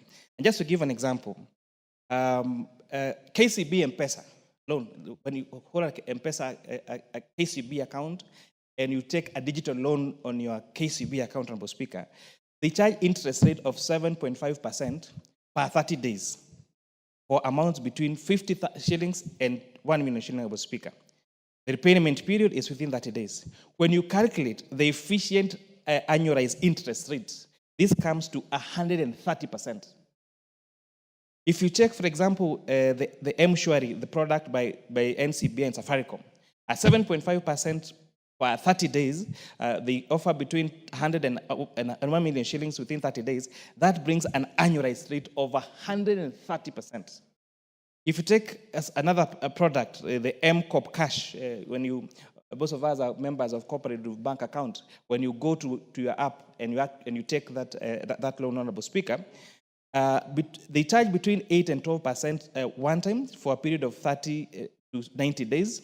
They will offer you between 1,000 shillings and 500,000 shillings, repayment period of 1 to 3 months. The annualized interest rate, taking the spread between 8 and 12%, is between 107 and 207% per annum, Honorable Speaker. And therefore, as a bank, the Central Bank of Kenya, which should supervise and make sure that interest rates remain affordable to Kenya, Honorable Speaker, they shouldn't just look at the products through the traditional banking system. But this access of digital loans, and especially even in our commercial banks, Honorable Speaker, emphasizes the need for CBK to go out of their way to make sure that interest rates still remain affordable, Honorable Speaker. We cannot have that when you go to seek a secured loan with a logo, Honorable Speaker, you get interest rate of around 100 of between now 12 and 20%. But the same loan which is offered through a digital platform, which has actually less cost to the bank, end up having an effective interest rate of up to and more than 100%. Actually, if I went through the list further, you'll see it will go even to more than, some of them go to more than 300%. And therefore, Honorable Speaker, the challenge this board directors, Honorable Speaker, is to think about banking sector, not as a traditional banking system, but take into consideration the issue of digital space, the issue of cryptos and blockchain technology, Honorable Speaker, and be up to speed rather than being reactionary. That when now people lose their money through some of these, like there's one of the one of the cryptos that collapsed last week. I think it's called IBEX. Honorable Speaker, where members, including some members in this House, lost millions of shillings, Honorable Speaker. Let them be proactive and not reactive to this, Honorable Speaker. Lastly, the Business Laws Amendment Bill, now the Business Laws Amendment Act that this House passed in December of last year, gave additional responsibility to Central Bank, which includes now bringing under the purview of the supervision of Central Bank of Kenya the buy now, pay later program, Honorable Speaker, like the Lipa Pole Pole we have on our phone, like when people buy phones on credit and the Lipa Pole Pole, or the border sector and the Lipa Pole Pole, Honorable Speaker. And this additional mandate therefore means that Central Bank must be up to speed to make sure they have the requisite human resource, they have the requisite technology to take over the new responsibilities added to them, Honorable Speaker. So as CBK transitions into a more digitized future, the new board's capacity is to balance innovation, stability, and consumer protection, and this is going to be very critical. A clear regulatory framework for virtual assets and active engagement in Pan-African financial integration is no longer optional, but very essential. Madam Speaker, in view of the foregoing, the joint committees therefore recommend that this House approves FCPA Sophie Muturi, CPA Abdullahi Mohamed Abdi, Ms. Beatrice Kosgei, and Mr. David Simpson Osawa Awor for the appointment as members of the board of the Central Bank of Kenya. Their wealth of experience will be instrumental in steering Kenya's financial sector into a future of stability, innovation, and inclusive economic growth. Madam Speaker, I respectfully urge my colleagues in this House to approve and adopt this committee's report for the appointment of this board directors of the Central Bank of Kenya. I beg to move and request the Honorable CPA Ruto, the great member of Parliament for the people of Kasese constituency, to second. CPA Ruto. Thank you so much, Madam Speaker. As I rise to second, I also want to confirm indeed, as one of the members of the Committee of Finance and National Planning, joined with the Standing Committee of Finance and Budgeting, the Senate, indeed, we were able to establish the candidates that were nominated for these particular positions to be carrying the requisite experience and knowledge about what is expected of them. Madam Speaker, rightly to say, the economic situation of countries, Kenya being one, requires a people that are able to understand and measure the dimension that the country is going.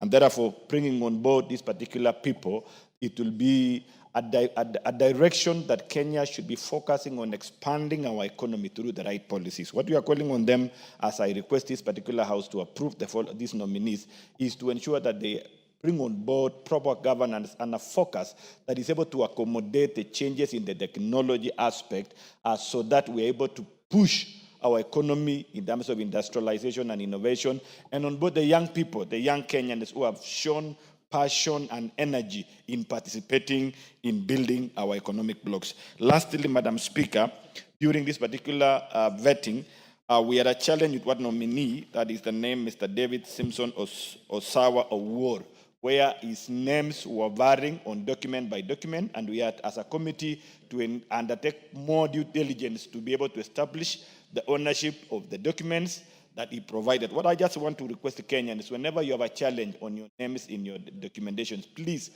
not waste time, ensure you regularize your name so that it doesn't bring a challenge that we face as a committee for us to find and ensure that the person indeed we are vetting was the person, David Simpson Osawa.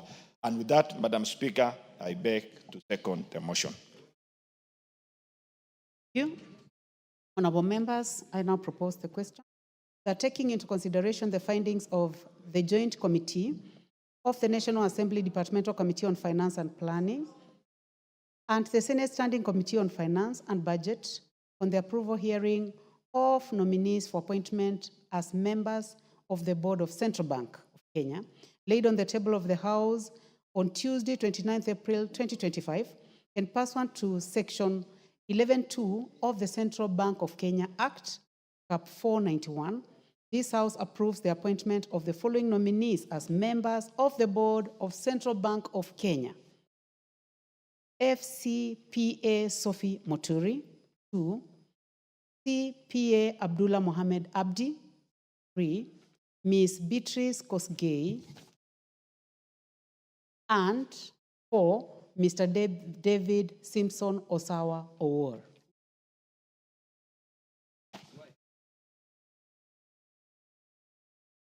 Yeah, I'll not put the question, Honorable Kaluma. I can give a chance to the Honorable Rahim Dawood, member for North Imenti. Members, you can make brief comments. Thank you, Madam Speaker. I'll just be a minute. Madam Speaker, I support the list by the Finance Committee. And Madam Speaker, I just want to advise the incoming directors that they need to come, the threshold for reduction, or the threshold on banks, which they have now removed, that new banks can be done. We need to put all the banks together so that we do not get too many banks, consolidation, and we need to reduce the amount of 10 billion to less than that. So with those few remarks, Madam Speaker, I wish to support. The Honorable Member for Chuka Igamba Ng'ombe, Patrick Ntwiga.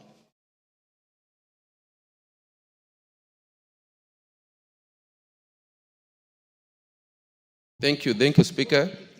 Speaker, mine is just brief.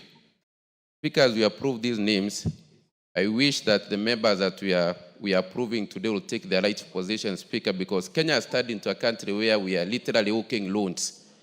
Speaker, our people, Kenyans out here have been vanquished by people paying loans with logbooks, with the title deeds. If you go to any electric post, you go to every shop, you go anywhere, there are posters all over. Logbook, you get a loan within 2 minutes. Title deed, you get a loan within 3 minutes. And because Kenyans are needy at times, Madam Speaker, they end up giving their title deeds, they end up giving their logbooks to brokers who end up selling their property, Madam Speaker. So I wish Central Bank can take the right position and control and monitor these online lendings, Madam Speaker. Thank you. I support. Honorable Kaluma, what is out of order? Yeah, Honorable Speaker, I'm standing under the relevant provisions of the standing order to ask whether it would be right that the mover be called to reply. Honorable Speaker, the mover gave very detailed information and the report of the committee is very conclusive. I was listening to the members. Really, we are repeating the same thing, nothing new. For the sake of pending business, would the mover be called to reply?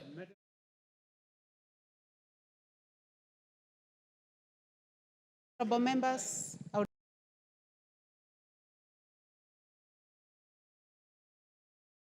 I would like to find out from you whether it is the mood of the House that we call upon the mover to reply. Will as many as have that opinion say aye?